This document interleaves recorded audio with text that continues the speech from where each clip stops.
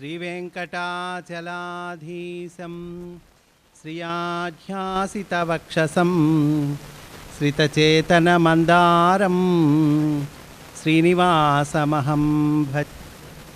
కూజంతం రామ రామేతి మధురం మధురాక్షరం ఆరుహ్య కవితాశాఖాం వందే వాల్మీకికోకిలం. అంజనానందనం వీరం జానకీ శోకనాశనం కపీసమక్షహంతారం వందే లంకాభయంకరం. పూజ్యాయ రాఘవేంద్రాయ సత్యధర్మరతాయ చ భజతాం కల్పవృక్షాయ నమతాం కామధేనవే. నమోస్తు రామాయ సలక్ష్మణాయ దేవ్యై చ తస్యై జనకాత్మజాయై. నమోస్తు రుద్రేంద్రయమానిలేభ్యో నమోస్తు చంద్రార్కమరుత్కణేభ్యః. హనుమాన్ అంజనాసూనుః వాయుపుత్రో మహాబలః రామేష్టః ఫల్గుణసకః పింగాక్షో అమితవిక్రమః ఉదధిక్రమణశ్చైవ సీతాశోకవినాశకः లక్ష్మణప్రాణధాతా చ దశగ్రీవశ్చ దర్పः. ద్వాదశైతాని నామాని కపీంద్రస్య మహాత్మనః స్వాపకాలే పఠేన్నిత్యం యాత్రాకాలే విశేషతః. తస్య మృత్యుభయం నాస్తి సర్వత్ర విజయీ భవేత్. తస్య మృత్యుభయం నాస్తి సర్వత్ర విజయీ భవేత్. ఆరంభంబులకెల్ల జీవము మహాత్మానీవ కావే భవత్కారుణ్యామృతవృష్టినందు ఫలముల్ కార్యంబులేనీపయిన్ భారం బంతయువైచి పౌరుషము యావచ్చక్తి గావింతు భ్రాపై రక్షింపవే సత్ప్రయత్నములు దేవా భక్త చింతామణి. సకల జీవుల చైతన్య స్వరూపుడు ఆలయ అధినాథుడు అయినటువంటి శ్రీ గోదా శ్రీ పద్మావతి సమేత శ్రీ వెంకటేశ్వరుని దివ్య చరణారవిందములకు సభక్తిపూర్వకముగా నమస్కరించుచు ఆలయ పెద్దలు నిరంతర ఆధ్యాత్మిక సేవా తత్పరులు అయినటువంటి శ్రీ సిహెచ్ మస్తానయ్య గారికి, ఇతర ఆలయ పెద్దలకు, అర్చక స్వాములకు, భక్త మహాశయులైన మీ అందరికీ శిరస్సు వంచి ప్రణమిల్లుతూ నేటి అంశంలోకి వెళ్ళే ప్రయత్నం చేస్తాను. హనుమంతుడు ఆదర్శముగా వ్యక్తిత్వ వికాసము. అసలు నిజమైన వ్యక్తిత్వము అంటే ఏమిటి? మనలోని ఆ వ్యక్తిత్వమును వికసింపచేసుకొని మనము విజయము సాధించటము ఎట్లా? అందుకు హనుమంతుడు ఎలా మనకు ఆదర్శము అవుతాడు? 2 రోజుల ఈ ప్రవచనము ద్వారా భగవంతుడి దిశగా అది మనల్ని నడిపిస్తుందని, అభ్యున్నతిని కలిగిస్తుందని,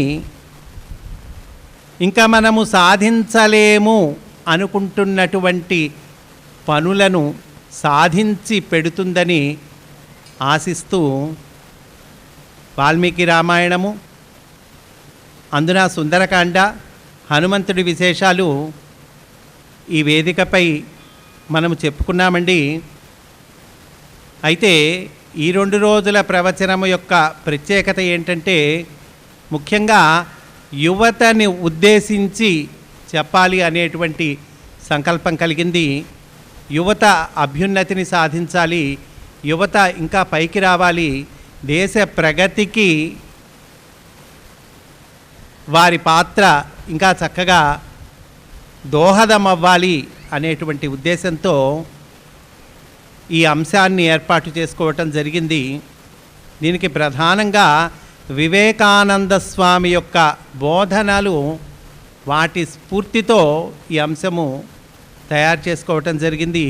అట్లాగే శ్రీ అమిరపు నటరాజన్ గారు రచించినటువంటి హనుమంతుడు ఆదర్శంగా వ్యక్తిత్వ నిర్మాణము అనేటువంటి గ్రంథము, అది శ్రీ రామకృష్ణ సేవా సమితి బాపట్ల వారు ఆ గ్రంథాన్ని అందించారు.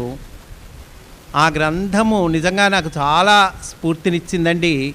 ఆ గ్రంథములోని విషయాల ఆధారంగా, ఆ గ్రంథం కూడా వివేకానందుని బోధనల ఆధారంగానే రచించటం జరిగింది మహానుభావులు. కనుక ఆ గ్రంథము ఆధారంగా, వివేకానందుని బోధనల ఆధారంగా యువతని ఉద్దేశిస్తూ ఈ 2 రోజులు మనం చెప్పుకుందామండి. అయితే బాగుంది. ఇది కంప్యూటర్ యుగము. ఇంకా మాట్లాడితే ఆర్టిఫిషియల్ ఇంటెలిజెన్స్, ఏఐ అంటారు. ఈ ఆర్టిఫిషియల్ ఇంటెలిజెన్స్ బాగా విస్తరిస్తున్నటువంటి కాలము. ఈ కాలంలో వ్యక్తిత్వము అంటే ఏమిటి అంటే కనుక మురిపించి మైమరపించేటువంటి మాటలతో పబ్బం గడుపుకోవటం ఇదే గొప్ప వ్యక్తిత్వంగా పరిగణింపబడుతోంది. తీయని మాటలతో అందరినీ బుట్టలో వేసుకోవటము ఇదే గొప్ప పర్సనాలిటీగా ఇప్పుడు చెప్పబడుతూ ఉంది. ఆ అపోహలో చాలామంది ఉన్నారు. కానీ సత్యం ఏమిటంటే అందరినీ అన్ని కాలాలు మనము మోసం చేయటము అనేటువంటిది ఇది. అంటే దీనికి ఒక కథ కూడా మనకి చెప్తారు. పులితోలు కప్పుకున్నటువంటి గాడిద కథ. ఒక గాడిద ఏం పని చేసేది కాదుట, పని తప్పించుకునేదిట. మరి ఆహారం ఎట్లా వస్తుంది పని తప్పించుకుంటే? అందువల్ల ఆ చేలో మేయటానికి వెళ్ళినప్పుడు ఆ చేనికి సంబంధించిన యజమానో రైతో ఎవరో ఉంటారు కదండి, వాడు తరిమి కొట్టడం ఇది జరుగుతూ ఉంది. ఇట్లా లాభం లేదు, నేను ఒక ఉపాయాన్ని ఆలోచించాలనుకుంది. అట్లా దోవ వెంట వెళ్తుంటే ఒక పులితోలు కనిపించింది ఆ గాడిదకు. పులితోలు కనిపించేసరికి ఒక ఐడియా మెరిసింది ఆ గాడిద మనస్సులో. ఒక ఐడియా జీవితాన్ని మార్చేస్తుంది కదండి. వెంటనే ఆ పులితోలు నిండా కప్పుకున్నది చేలోకి వెళ్ళి మేస్తూ ఉన్నది. దూరం నుంచి ఆ రైతు చూశాడు. అమ్మో పులి అని పరిగెత్తి పారిపోయాడు. దీని పని హాయిగా సులువైంది, చక్కగా ఆహారాన్ని తీసేసుకుంది. బాగుంది, ఈ స్ట్రాటజీ ఏదో బాగుంది అనిపించింది. ఇంకో రోజు ఇంకో పొలంకి వెళ్ళిపోయింది. అక్కడ వాళ్ళందరూ పారిపోయారు. హాయిగా ఆహారాన్ని తీసుకుంది, బాగుంది. ఇట్లా గడుస్తూ ఉన్నది. ఇదొక పెద్ద తలకాయ నొప్పిగా మారిపోయింది ఆ ఊళ్ళో. ఏం చెయ్యాలా అంటే ఒక అతనికి ఆలోచన వచ్చింది. అసలు ఇది ఎంతవరకు ఈ పులి విషయం ఏంటో చూద్దామని ఆ పొలంలో దూరంగా ఒక చెట్టుకి వెనకాల నక్కి దాక్కొని గమనించటం మొదలుపెట్టాడు. ఈ పులి రూపంలో ఉన్నటువంటి గాడిద వచ్చింది, పొలంలో మేస్తూ ఉంది. అయితే అదే సమయంలో బయట వైపు నుంచి కొన్ని గాడిదలు వెళుతూ పెద్దగా ఓండ్ర పెట్టినాయి. ఈ లోపల ఉన్నటువంటి పులి, ఆ పులి రూపంలో ఉన్నటువంటి గాడిద తన సహజమైన పద్ధతిలో వాటికి రెస్పాన్స్ ఇస్తూ ఇది కూడా ఓండ్ర పెట్టింది.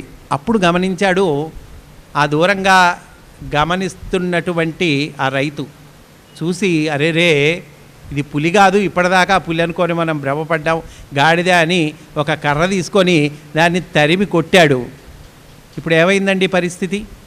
కనుక మురిపించి మైమరపించే మాటలతో ఎదుటివాడిని బుట్టలో వేసుకోవటము ఇదే గొప్ప వ్యక్తిత్వము, గొప్ప పర్సనాలిటీ అని అనుకుంటే ఇది ఎల్లకాలము నిలవదు నాయన అంటున్నారు. కనుక వ్యక్తిత్వ నిర్మాణము అంటే కనుక పై మెరుగులు మాత్రమే కాక మన లోతులలో ఉన్నదేదో వికసించాలి. దానిని మనమే ప్రయత్నపూర్వకంగా నిర్మించుకోవాలి. అంటే మన వ్యక్తిత్వాన్ని మనమే నిర్మించుకోవాలి. ఎవరో మన వ్యక్తిత్వాన్ని చక్కగా నిర్మాణం చేసి మనకి బహుమానము ఇవ్వటం అనేటువంటిది ఉండదు అంటూ ఉన్నారన్నమాట. సరే, బాగుంది. ఈ వ్యక్తిత్వ నిర్మాణానికి ఆదర్శము అవసరమా అంటే వ్యక్తిత్వ నిర్మాణం చేసుకోవాలి, కరెక్టే. కానీ దీనికి ఆదర్శము అవసరమా అంటే కనుక దీనికి వివేకానంద స్వామి చెబుతూ ఉన్నారు, మీరు దేనిని గురించి ఆలోచిస్తే అది అవుతారు. ఇది అందరికీ అప్లికబుల్ ప్రిన్సిపుల్ అండి. మనం దేనిని గురించి ఆలోచిస్తే అది అవుతాం. అంటే మనము బలాన్ని గురించి ఆలోచిస్తూ ఉంటే కనుక నిరంతరము మనం బలవంతులం అవుతాం. మనం బలహీనత గురించి ఆలోచిస్తూ ఉంటే బలహీనులం అవుతాం. కానీ బలాన్ని గురించి ఆలోచించాలంటే అందుకు తగిన విధంగా నిరంతరము మనకి ఆ బలాన్ని గుర్తు చేస్తూ ఆ బలానికే చిహ్నమైనటువంటి ఒక ఆదర్శము మనకు అవసరము అంటున్నారండి స్వామికి వివేకానంద.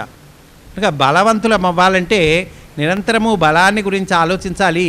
కానీ బాగుందయ్యా, ఆ బలాన్ని గుర్తు చేస్తూ ఆ బలానికే చిహ్నమైనటువంటి ఒక ఆదర్శము మనకి అవసరము. ఆ ఆదర్శాన్ని ఎదురుగా ఉంచుకొని దానిని అనుసరించినప్పుడు మనం తప్పు చేసేందుకు అవకాశము తక్కువ. ఈ ఆదర్శం కూడా ఎట్లా ఉండాలి? మనకు అందనంత ఎత్తులో, చేరుకోనంత దూరంలో ఉండవచ్చు కాక, కానీ దానిని తప్పక పొంది తీరాలని మనం అనుకోవాలి. నిజానికి మనం ఎంచుకున్నటువంటి ఆదర్శం తప్పకుండా అత్యున్నతమైన ఆదర్శమై ఉండాలి. అటువంటి ఆదర్శాన్ని మాత్రమే వ్యక్తులు, సమాజము తమ ముందు ఉంచుకోవాలి. అయితే దురదృష్టవశాత్తు అధిక శాతం మంది ఏ ఆదర్శము లేకుండా జీవితాన్ని గడిపివేస్తూ ఉన్నారు. ఇది ఎట్లాంటిది అంటే కనుక చీకటిలో తడుముకోవటము వంటిది. ఒక ఆదర్శం ఉంచుకొని ఆ ఆదర్శాన్ని అనుసరిస్తూ జీవితం గడపటము, ఒక లైట్ వేసుకొని మనం ఆ మార్గంలో వెళ్ళటం లాంటిది కాకుండా ఏ ఆదర్శం లేకుండా జీవితం గడపటం అనేటువంటిది చీకటిలో తడుపుకోవటం వంటిది అని చెప్తూ ఉన్నారండి. కనుక చక్కగా ఆదర్శం ఉండి దాన్ని సాధించాలని ఆరాటపడేటువంటి వ్యక్తి, తపన పడేటువంటి వ్యక్తి 1000 తప్పులు చేస్తే అసలు ఆదర్శమే లేకుండా జీవితాన్ని గడిపేటువంటి వ్యక్తి 50,000 తప్పులు చేస్తాడు అని వివేకానంద స్వామి చెప్తూ ఉన్నారండి. అంటే చూడండి, ఒక ఆదర్శాన్ని మనం ఉంచుకొని దాన్ని అనుసరిస్తూ ఏదో సాధించాలనే తపనతో మనం జీవితం గడుపుతూ ఉంటే కనుక అప్పుడు కూడా పొరపాట్లు చేసే అవకాశం ఉంది. వెంటనే పొరపాట్లు మారవు. కాకపోతే ఆ తప్పు చేసేటప్పుడు మనకు ఆ ఆదర్శము గుర్తుకు వస్తుంది. తప్పు చేయకుండా ఉండేటువంటి అవకాశం ఉంటుంది. కానీ తప్పు చేసాం, అంత పెద్ద ఆదర్శం ఉంచుకొని కూడా తప్పు చేశాము అనుకుంటే కనుక, అలా తప్పు చేసిన వాడు ఒక తప్పు చేస్తే కనుక ఏ ఆదర్శము లేనటువంటి వాడు 50 తప్పులు 1:58 అండి, 50 తప్పులు చేసేటువంటి అవకాశం ఉంది అని మనకి స్వామి వివేకానందుల వారు చెప్తూ ఉన్నారు. బాగుందండి. ఈ ఆదర్శాన్ని ఆచరణలో పెట్టడం ఎట్లా అంటే, ఈ ఆదర్శాన్ని రోజువారీ మన జీవితాలలో తెచ్చేది ఎలా, ఆచరణలో పెట్టేది ఎలా, దాన్ని ఆధారంగా మన వ్యక్తిత్వాన్ని నిర్మించుకునేది ఎలా అంటే కనుక దీనికి పాయింట్స్ చెప్పారు, మనకి దీనికి లెక్కలు చెప్పారు. ఏమిటి అంటే కనుక ఈ ఆదర్శము అత్యున్నతమైనదై ఉండాలి. ఏదో చిన్న చిన్న ఆదర్శం కాదు, మహోత్కృష్టమైనటువంటిదై అత్యున్నతమైనదై ఉండాలి. ఈ ఆదర్శాన్ని మనము ఎంతగా వీలైతే అంతగా వినాలి. ఈ ఆదర్శాన్ని గురించి అది మన హృదయాలలోకి, మన మెదళ్లలోకి, నరాలలోకి చొచ్చుకొని పోయేంతగా దాని గురించి వినాలి. చివరకు అది మన ప్రతి రక్తం బొట్టులోనూ కూడా తొణికిసలాడాలి. మన శరీరంలోని ప్రతి సూక్ష్మ రంధ్రంలోనికి కూడా అది చొచ్చుకొని పోయేంత వరకు కూడా ఈ ఆదర్శం గురించి వినాలి. వింటమే కాదు, దానిని గురించి తీవ్రంగా ఆలోచించాలి.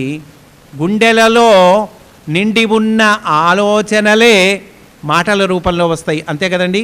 గుండెలలో ఏవైతే ఆలోచనలు నిండి ఉన్నాయో అవే వ్యక్తపరుస్తాం, అవే మాటల రూపంలో బయటికి వస్తాయి. అట్లాగే గుండెలలో నిండి ఉన్న ఆలోచనలే చేతలలో చూపిస్తాము. ఈ విధంగా గొప్ప ఆదర్శం మన నరాలలో నిండినప్పుడు మనకు అదే రకమైనటువంటి వ్యక్తిత్వం అలవడుతుంది. మనం చేసే పనులన్నీ కూడా అదే గొప్పతనాన్ని సంతరించుకుంటాయి అని స్వామి చెప్తూ ఉన్నారండి, వివేకానంద స్వామి. బాగుందండి. ఒక ఆదర్శానికి రూపం అవసరమా? రూపం ఎందుకండి? వివేకానంద స్వామి ఇచ్చినటువంటి బోధలే ఉన్నాయి కదా, ఆ బోధలన్నీ లిస్టు రాసుకుంటాను నేను, ఆ లిస్టు ప్రకారము నేను పాటిస్తాను. అంతేగాని ఒక ఆదర్శానికి రూపం ఎందుకు? ఉదాహరణకి ధైర్యంగా ఉండమని చెప్పారు వివేకానంద స్వామి, ఆత్మవిశ్వాసం కలిగి ఉండమని చెప్పారు, భగవంతుడిపై విశ్వాసం కలిగి ఉండమని చెప్పారు. పని యొక్క ప్రాధాన్యత, ది ఇంపార్టెన్స్ ఆఫ్ వర్క్, ఇది తెలుసుకోమని చెప్పారు. బలవంతులు కండి అని చెప్పారు. బలమే జీవము, బలహీనతే మృత్యువు అన్నారు స్వామి వివేకానంద. ఇవన్నీ రాసుకుంటాం ఒక కాగితం మీద, ఆ కాగితం పెట్టుకుంటాం, దగ్గర పెట్టుకుంటాం, దాన్ని పాటిస్తుంటాం. అంతేగాని ఆదర్శానికి ఒక రూపము ఎందుకు అంటే కనుక దీన్ని సైంటిఫికల్గా కొంత ఆలోచన చేద్దాం. పూర్వము డాస్ సిస్టమ్ అనేటువంటి ఒక సిస్టమ్ ఉండేదండి, డిస్క్ ఆపరేటింగ్ సిస్టమ్. ఈ డిస్క్ ఆపరేటింగ్ సిస్టంతో పనిచేసేటువంటి కంప్యూటర్లు ఉండేవి. అంటే ఈ కంప్యూటర్ మానిటర్ మీద కేవలము అంకెలు, అక్షరాలు ఇవి మాత్రమే కనిపించినాయి. తర్వాత ఈ కంప్యూటర్లో డెవలప్మెంట్స్ వచ్చిన తర్వాత గ్రాఫిక్ యూజర్ ఇంటర్ఫేస్, దానితో పనిచేసేటువంటి కంప్యూటర్లు వచ్చాయి. వీటిలో కంప్యూటర్ చేసే పనులన్నింటినీ సూచించేటువంటి చిన్న చిన్న బొమ్మలు ఆ మానిటర్ మీద ఉంటాయి. అంటే ఐకాన్స్ అంటారు. అంటే చిన్న చిన్న బొమ్మల రూపంలో ఈ కంప్యూటర్ చేసే పనులన్నింటినీ సూచిస్తారు. కనుక ఈ ఐకాన్స్తో పని చేయటం సులభం. అందుచేతనే ఈనాటి కంప్యూటర్లు బహుళ ప్రచారాన్ని పొందాయండి. అదేవిధంగా బొమ్మల ఆధారంగా గనక ఏదైనా విషయాన్ని వివరిస్తే ఆ విషయం మనకు చక్కగా తేలికగా అర్థమవుతుంది. జాగ్రత్త గుర్తుపెట్టుకోవాలండి. ఇవన్నీ సైకాలజీ అట్లాగే హ్యూమన్ ఎనాటమీకి సంబంధించినటువంటి విషయాలు. బొమ్మల ఆధారంగా కనుక ఏదైనా విషయాన్ని మనకి ఎక్స్ప్లెయిన్ చేసినప్పుడు ఆ విషయం మనకి సులభంగా తేలికగా అర్థమవుతుంది అని ఇక్కడ మనకి భగవద్గీతలో కూడా చెప్తారు. క్లేశో అధికతరస్తేషాం అవ్యక్తాసక్తచేతసాం అవ్యక్తా హి గతిర్దుఃఖం దేహవద్భిరవాప్యతే. కనుక రూపం లేని విషయాన్ని ఆలోచించటం కష్టమయ్యా, రూపము ఉన్నటువంటి విషయాన్ని దాన్ని ఆలోచించటం, అర్థం చేసుకోవటము సులభము. అలా అర్థం చేసుకోవటంలో తక్కువ కష్టము ఇమిడి ఉంటుంది అని ఈ భగవద్గీతలోని శ్లోకం మనకి చెప్తూ ఉంది. అదేవిధంగా ఆదర్శం ఎలా ఉండాలో వివేకానంద స్వామి వివరిస్తారు మనకి. అయితే ఈ ఆదర్శాన్ని ఎన్నుకోగానే పొరపాట్లు చేయటం దానంతటదే ఆగిపోతుందా అంటే కానీ వెంటనే ఆగిపోకపోవచ్చండి. ఆ పొరపాటు చేసే సమయంలో ఆ ఆదర్శం గుర్తుకొస్తే ఆ పొరపాటు జరగకుండా ఆపుతుంది. బాగుందండి. ఎటువంటి వ్యక్తిని ఆదర్శంగా తీసుకోవాలి దీనికి కూడా స్వామి చెప్పారు.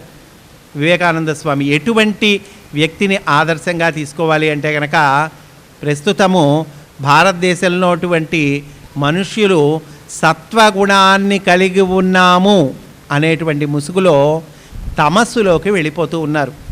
అంటే ఏంటి? సత్వగుణాన్ని కలిగి ఉంటామంటే ఏంటండి? మంచితనము, పవిత్రత అంటున్నారు. ఈ మంచితనము, పవిత్రత కలిగి ఉన్నామనేటువంటి ముసుగులో ఏమవుతున్నారు? తమస్సులోకి వెళ్ళిపోతున్నారు. నేను ఒకళ్ళ జోలికి వెళ్ళానండి, ఒకళ్ళ విషయం పట్టించుకోనండి, నా గోలే నాదండి, జాగ్రత్తగా ఉంటానండి అంటాడు. వాడి ఇంట్లో హాయిగా కూర్చొని ఏ పని చేయకుండా నిద్రపోతూ ఉంటాడు. పక్కన ఇల్లు తగలపడిపోతుంటే కూడా పట్టించుకోడు. వీడిని మంచివాడందామా, వీడిని సత్వగుణం కలిగిన వాడందామా?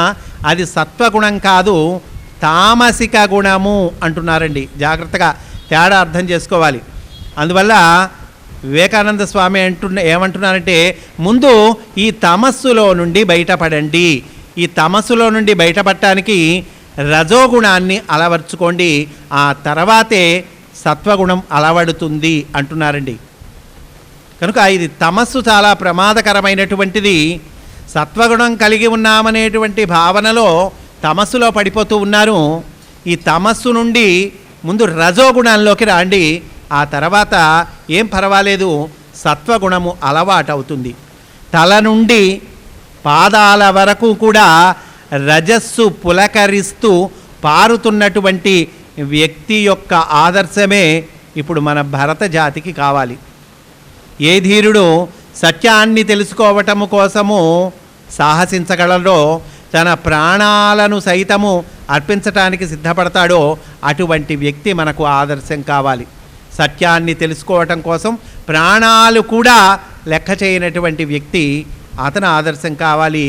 ఇంకా అన్నారండి, ఏ ధీరుడైతే త్యాగాన్ని తన కవచంగా మలచుకుంటాడో, ఏ ధీరుడైతే జ్ఞానాన్ని తన ఖడ్గంగా చేసుకుంటాడో అటువంటి వాడి ఆదర్శం కావాలి. వివేకానంద స్వామి చెప్తూ ఉన్నారండి. ఏం చెప్తున్నారండి? త్యాగాన్ని కవచంగా మలచుకునేటువంటి వాడు అంటే అర్థం ఏంటండి? కవచం ఏం చేస్తుంది? మనల్ని అనేక రకములైనటువంటి వాటి నుండి రక్షిస్తుంది కదండి. మరి రక్షించటము అంటే నా దగ్గర ఉన్నది ఏదో ఎవరో తీసుకువెళ్తారనేటువంటి భయము. వీడే త్యాగి అయినప్పుడు ఇంకా నాది అనే భావన ఉండదు. పైగా ఎవరో తీసుకెళ్తారు, ఇది లాక్కెళ్తారనేటువంటి భయం అసలే ఉండదు. కనుక త్యాగాన్ని కవచంగా చేసుకోమంటున్నాడు, జ్ఞానాన్ని ఖడ్గంగా చేసుకోమంటున్నాడు. ఖడ్గం ఏం చేస్తుంది? శత్రువులను సంహరిస్తుంది. కనుక జ్ఞానము అనే ఖడ్గం ఏం చేస్తుంది? జ్ఞానము అనేటువంటి ఖడ్గము ఈ మంచి చెడు ఏమిటో తెలుసుకొని, ఈ విచక్షణ తెలుసుకొని ఈ చెడు అనేటువంటి శత్రువుని సంహరిస్తుంది. కనుక ఎవరు ఆదర్శం, ఎలాంటి వాడు ఆదర్శంగా కావాలి, ఎలాంటి వాడిని ఆదర్శం చేసుకోవాలి అంటే కనుక ఎవరైతే త్యాగాన్ని కవచంగా కలిగి ఉంటారో, ఎవరైతే జ్ఞానాన్ని ఖడ్గంగా కలిగి ఉంటాడో అటువంటి ధీరుడే మనకు ఆదర్శం కావాలి అంటున్నారు వివేకానంద స్వామి. జీవితము అనేటువంటి యుద్ధరంగంలో ధైర్యంగా పోరాడేటువంటి సైనికుడి యొక్క స్ఫూర్తి, శక్తి ఇప్పుడు మనకు కావాలి. అంతేకాని జీవితాన్ని ఒక ఆనందమయంగా, నందనవనంగా భావిస్తూ పగటి కలలు వాటిల్లో గడిపేటువంటి ప్రేమికుడు మనకు ఆదర్శం కాదు. అంటే పగటి కలలు కనేటువంటి ప్రేమికుడు అంటేనండి, సినిమాల్లో హీరోలను చూస్తూ ఉన్నాం మనం. కనుక ఈ హీరోలని ఆదర్శంగా తీసుకుంటున్నది ఇప్పుడు ఈ జాతి. అటువంటి వాళ్ళు కాదయ్యా మనకి ఆదర్శము. త్యాగాన్ని కవచంగా, జ్ఞానాన్ని ఖడ్గంగా, ఒక సైనికుడిలాగా పనిచేసేటువంటి వ్యక్తి, సత్యము కోసం ప్రాణాలనైనా అర్పించగలిగేటువంటి వ్యక్తి, అతడు మనకి ఆదర్శం కావాలి అని చెప్తూ ఉన్నారండి. బాగుంది. అటువంటి ఆదర్శమూర్తులు ఎవరు అంటే కనుక మన సంస్కృతిలోనే అటువంటి ఆదర్శమూర్తులు ఉన్నారయ్యా. అంటే భారతము, భాగవతము, రామాయణము ఇవి భారతీయ సంస్కృతికి హృదయ కమలముల వంటివి. అనేక మాటలు చెప్పుకున్నాం మనం. భారతీయ సంస్కృతికి ఇవి హృదయ కమలముల వంటివి. అందున రామాయణము, భారతాలు ఆర్యుల సనాతన జీవనాన్ని, విజ్ఞానాన్ని పందిలపరుచుకున్నటువంటి రెండు విజ్ఞాన సర్వస్వాలు. ఈ రెండు ఎట్లాంటివండి? రామాయణం కానీ భారతం కానీ ఇవి విజ్ఞాన సర్వస్వాలు అంటున్నారు. వీటిల్లో ఒక ఆదర్శవంతమైన నాగరికత ప్రదర్శించబడిందండి. ఒక చక్కటి సివిలైజేషన్, ఒక చక్కటి నాగరికత ఇందులో ప్రదర్శించబడింది. ఉదాహరణకు శ్రీమద్ రామాయణంలో చక్కటి ప్రజాస్వామ్యాన్ని ఇక్ష్వాకు వంశ ప్రభువులు పాలించారు, పాటించారండి. దశరథ మహారాజు గారు రామచంద్రమూర్తికి యవరాజ్య పట్టాభిషేకం చేయాలనుకుంటాడు. నిజానికి అది రాచరికము. ఆయన తన పెద్ద కుమారుడికి యవరాజ్య పట్టాభిషేకం చేయదలుచుకుంటే ఎవరిని సంప్రదించక్కర్లేదు, చేయవచ్చు. కానీ ఆయన ఒక పెద్ద సమావేశాన్ని ఏర్పాటు చేస్తాడు. ప్రజలలో అన్ని వర్గాల వాళ్ళని ఆ సమావేశానికి పిలిపిస్తారు. ఆ సమావేశంలో దశరథ మహారాజు గారు అడుగుతారు, రామచంద్రమూర్తికి యవరాజ్య పట్టాభిషేకం చేయాలని ఉన్నది, దీనిపై మీరు మీ అభిప్రాయములు తెలుపవలసినది అని అడుగుతాడండి. అంటే వాళ్ళు మహదానందంతో చాలా సంతోషమయ్యా, రామచంద్రమూర్తి రాజు కాబోతూ ఉన్నాడంటే అంతకన్నా మాకు కావలసినదేముంది అంటారు. అంటే తాను రామచంద్రమూర్తిని రాజు చేయదలుచుకున్నాడు, చేసేయచ్చు. కానీ ప్రజలకు సంబంధించినటువంటి ఒక పెద్ద సమావేశాన్ని ఏర్పాటు చేయటం దేనికి అంటే ప్రజలు ఒప్పుకోవాలి. అదండి ఇది అసలైన ప్రజాస్వామ్యం అంటే. అంతేగాని నాకు ఓట్లేయండి, నాకు ఓట్లేయండి అని అడుక్కోవటం ప్రజాస్వామ్యం కాదు. అయ్యా నువ్వు రాజుగా ఉండయ్యా, నువ్వు రాజుగా ఉండని ప్రజలే అడగటం ద్వారా తద్వారా రాజు అవ్వటము ఇది ప్రజాస్వామ్యం అండి. కనుక ఒక ఆదర్శవంతమైనటువంటి నాగరికత వీటిల్లో ప్రదర్శించబడింది.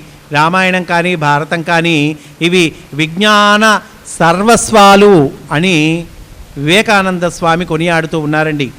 ముఖ్యంగా మహావీరుడైన హనుమంతుణ్ణి ఆయన వేనోళ్ళ కొనియాడారు. ఎటువంటి వాడు ఈ హనుమంతుడు అంటే శ్రీరామచంద్రమూర్తి ఆజ్ఞను పాలించటము కోసము ఎంత చక్కగా సముద్రాన్ని లంఘిస్తున్నాడో చూడండి. తాను జీవిస్తానో మరణిస్తానో అనేటువంటి సంశయము అతడికి ఏమాత్రమూ లేదు. ఈ సముద్రాన్ని లంఘన చేస్తే సముద్రాన్ని దాటేటప్పుడు నేనేమన్నా కింద పడతానేమో అని కొంచెమైనా ఆలోచించాడా? ఇంద్రియాలను పూర్తిగా జయించినటువంటి వాడు హనుమంతుడు. అతులిత బలధామం స్వర్ణశైలాభదేహం ధనుజవనకృశానాం జ్ఞానినాం అగ్రగణ్యం. ఎవరు అయినా అతులిత బలధామం, బలము కలిగినటువంటి వాడు. బలము అంటే దేహ బలము అంత మాత్రమేనా అంటే కాదన్నారు. దేహ బలము, బుద్ధి బలము, ఆత్మబలము కలిగినటువంటి వాడు. అతులిత బలధామం స్వర్ణశైలాభదేహం ధనుజవనకృశానాం జ్ఞానినాం అగ్రగణ్యం. జ్ఞానులలో అగ్రగణ్యం ఎట్టండి. జ్ఞానులలో కల్లా ఆయన పై స్థాయిలో ఉన్నటువంటి వాడు. జ్ఞానినాం అగ్రగణ్యం సకల గుణ నిధానాం, అన్ని రకాల సుగుణములు కలిగినటువంటి వాడు.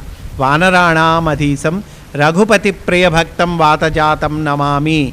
కనుక జ్ఞానినాం అగ్రగణ్యం అంటున్నారు. రామాయణ మహామాల రత్నం వందే అనిలాత్మజం. శ్రీమద్ రామాయణములోకెల్లా రత్నము వంటి వాడు హనుమంతుడు. వాడు గొప్ప సూక్ష్మబుద్ధి కలిగినటువంటి వాడు. సూక్ష్మబుద్ధి అంటే ఏంటండి? పదునైన తెలివితేటలు కలిగినటువంటి వాడు. ప్రభువుని సేవించటము అనేటువంటి గొప్ప ఆదర్శాన్ని ఆ మహావ్యక్తి తన జీవితంలో ఆచరించి చూపించాడు. హనుమంతుడు దాసులలో ఉత్తముడిగా ఒకవైపు మనకి కనిపిస్తూ ఉన్నాడు. నువ్వెవరవయ్యా అంటే కనుక దాసోహం కోసలేంద్రస్య రామస్య అక్లిష్టకర్మణ అన్నాడు. నేను రామచంద్రమూర్తికి దాసుడినయ్యా అన్నాడు. కనుక ఒకవైపు దాసులలో అత్యుత్తముడు అన్న ఆదర్శాన్ని చూపిస్తూనే మరొక పక్క సింహానికి ఉండే ధైర్యాన్ని సాహసాన్ని చూపి ప్రపంచం మొత్తాన్ని నోరు వెళ్ళపెట్టేలా చేశాడండి హనుమంతుడు. రాముడి మంచి కోసము తన జీవితాన్ని త్యాగం చేయటానికి ఏమాత్రము కూడా సంకోచించలేదు. రాముడి సేవ చేయడాన్ని తప్ప ఇంకా దేనిని అతడు పట్టించుకోలేదు. ఏమంటే రాముడి సేవ అంటే ఏంటండి? రామకార్యం కోసము జీవితాన్ని అర్పించాడు. రామకార్యం తప్ప దేన్ని పట్టించుకోలేదు. అంటే ఒక పర్సన్ కోసం సేవ చేశాడు అనే అర్థము కాదు. రామకార్యము అంటే లోక కళ్యాణము. రామకార్యము అంటే సీతమ్మ జాడ వెతికి తీసుకొచ్చాడు, సీతమ్మ జాడ కనుక్కున్నాడు అని అనుకుంటే పొరపాటు. రామకార్యము అంటే ఆ పని రాముడు తన పని తాను చేసుకోలేడా? కాదు. తన పని ఆ సీతమ్మను తాను వెళ్ళి తెచ్చుకోలేక కాదు. ఇదంతా ఒక పెద్ద నాటకం. తన పని తానే చేసుకుంటే వీళ్ళందరూ తరించేదెట్లా? ఈ వానరులు తరించేదెట్లా? సుగ్రీవుడు తరించేదెట్లా? భల్లూకములు తరించేదెట్లా? కనుక రామకార్యము అంటే లోక కళ్యాణము, రామకార్యము అంటే పరోపకారము. కనుక ఈ రాముడి కోసము, రామకార్యం కోసం తన జీవితాన్ని త్యాగం చేయటానికి అతడు ఏమాత్రం సంకోచించలేదయ్యా. రాముడి సేవ తప్ప ఇంకా దేనిని అతడు పట్టించుకోలేదు. శ్రీరాముడి బంటుగా అతడికి మేలు కలగాలనేటువంటి ఉద్దేశంతో అత్యుత్తమంగా పనిచేయటమే అతడు తన జీవితంలో చేపట్టినటువంటి ఒకానొక వ్రతము. అటువంటి హృదయపూర్వకమైనటువంటి భక్తి ఈనాడు మనం ఆదర్శంగా చేసుకోవాలి అని వివేకానంద స్వామి చెప్తూ ఉన్నారండి. సరే, బాగుంది. ఇక్కడ ఇంకొక చిన్న కాన్సెప్ట్ కూడా అర్థం చేసుకోమని చెప్తూ ఉన్నారు. అదేమిటంటే గుణధ్యానము అంటున్నారు. ఏమిటి ఈ గుణధ్యానము అంటే కనుక, మనకు నచ్చినటువంటి వ్యక్తి లేదా దేవుడైనా కావచ్చు, ఆ నచ్చినటువంటి వ్యక్తి లేక దేవుడి యొక్క గుణగణాలను గురించి, వారు చేసినటువంటి పనులను గురించి, వారు సాధించిన విజయాలను గురించి మాటి మాటికి గుర్తు చేసుకుంటూ వాటి గురించే ఆలోచించటము, దాన్ని గుణధ్యానం అంటారండి. మాటికి వాటిని గుర్తు చేసుకోవటం, ఆలోచించటం, ఆ విజయాలను వాళ్ళు మనకు ఎవరైతే ఇష్టమో వాళ్ళ విజయాలనో లేదా వాళ్ళ చర్యలనో వాళ్ళ చేష్టలనో ఆలోచిస్తూ ఉంటాం. సరే, ప్రతిరోజు మనందరము తెలిసి కానీ తెలియక కానీ ఈ గుణధ్యానాన్ని చేస్తూ ఉన్నామండి ప్రతిరోజు కూడా. ఉదాహరణకి మనకి నచ్చినటువంటి క్రీడాకారుణ్ణి కానీ నటుణ్ణి కానీ మాటి మాటికి తలుచుకుంటూ ఉంటాం. విరాట్ కోహ్లీ మన ఐపీఎల్లో బ్రహ్మాండంగా ఆడాడురా, ఇట్లా బౌలింగ్ చేశాడురా, అట్లా బ్యాటింగ్ చేశాడురా చెప్పుకుంటూ ఉంటాం. మీరు గమనించండి, యూత్లో ఇంకా బాగా కనిపిస్తుంది, పెద్దవాళ్ళు కూడా చెప్పుకోవచ్చు. అలాగే కాదు, ఇంకా ఏదో ఒక సినిమా యాక్టర్ని గురించి చెప్పుకోవచ్చు. బాహుబలిలో ప్రభాసు సూపర్ అంటాడు ఒకడు, ఇంకోడు ఇంకో చోట బాగా చేశాడురా, బలానా హీరో బాగా చేశాడురా, బలానా హీరో ఫైటింగ్ బాగా చేశాడురా, బలానా హీరో బాగా నటన చేస్తాడురా, ఏవో చెప్పుకుంటుంటారు.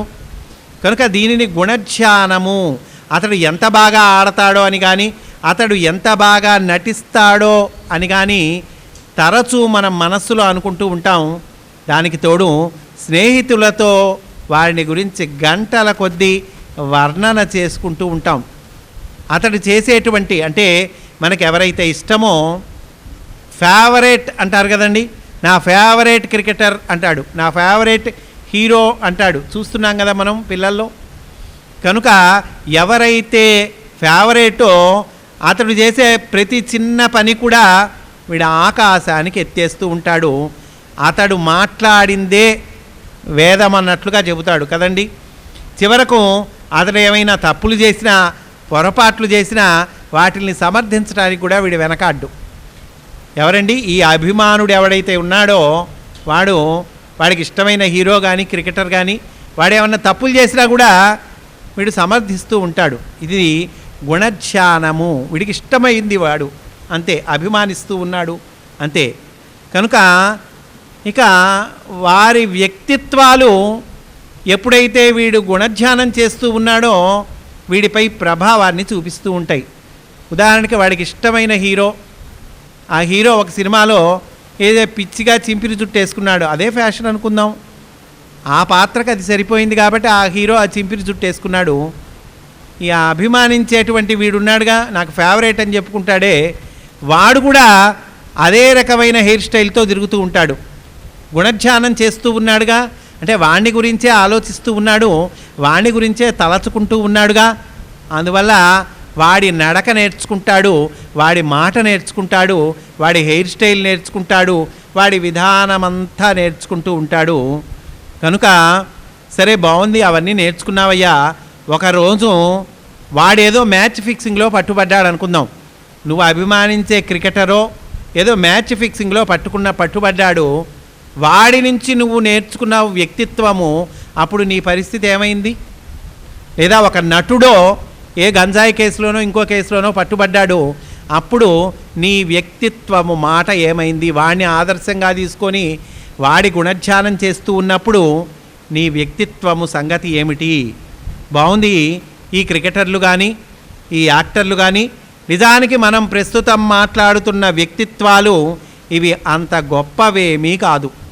అందువల్లనే ఇట్లాంటి వాళ్ళని ఆదర్శంగా తీసుకోవటం వల్ల మన వ్యక్తిత్వాలు కూడా ఒక స్థాయిని మించి ఎదగకుండా ఉన్నాయి. ఆ క్రీడాకారుడో నటుడో దుర్మార్గుడని తేలాక మన వ్యక్తిత్వాల పరిస్థితి ఏమిటి? సరే, ఏది ఏమైనా వీళ్ళు కూడా అంతో ఇంతో ఉత్సాహాన్ని నింపుతూ ఉన్నారు. ఇంత చిన్న వ్యక్తిత్వాలు గల మనుష్యుల గురించి ఆలోచిస్తేనే మనకు ఈ మాత్రం ఫలితాలు లభిస్తే భారత జాతికే ఆదర్శ పురుషుడిగా వివేకానంద స్వామి చేత కీర్తించబడ్డ హనుమంతుడిని ఆదర్శంగా తీసుకుంటే హనుమంతుడి వ్యక్తిత్వం మీద గుణధ్యానం చేస్తే ఎంత గొప్ప ఫలితాలు వస్తాయో ఊహించండి. కనుక ఆదర్శం ఎప్పుడూ కూడా అత్యున్నతమైనదై ఉండాలి, గొప్పదై ఉండాలి. కనుక హనుమంతుణ్ణి ఆదర్శంగా తీసుకోండి. ఆయన భారత జాతి మొత్తానికి కూడా ఆదర్శవంతమైనటువంటి వాడు అని వివేకానంద స్వామి చెప్తూ ఉన్నారండి. సరే, శ్రీమద్ రామాయణంలోకి ప్రవేశిద్దాం. ఈ ఉపోద్ఘాతముతో మనము శ్రీమద్ రామాయణంలో హనుమంతుడు ఎట్లా మనకు ఆదర్శమయ్యాడు అనేటువంటి చూద్దామండి. వాల్మీకి మహర్షి మానవ జాతికి అందించినటువంటి ఆది కావ్యము శ్రీమద్ రామాయణము. వాల్మీకి మహర్షిని ఆది కవి అన్నారండి.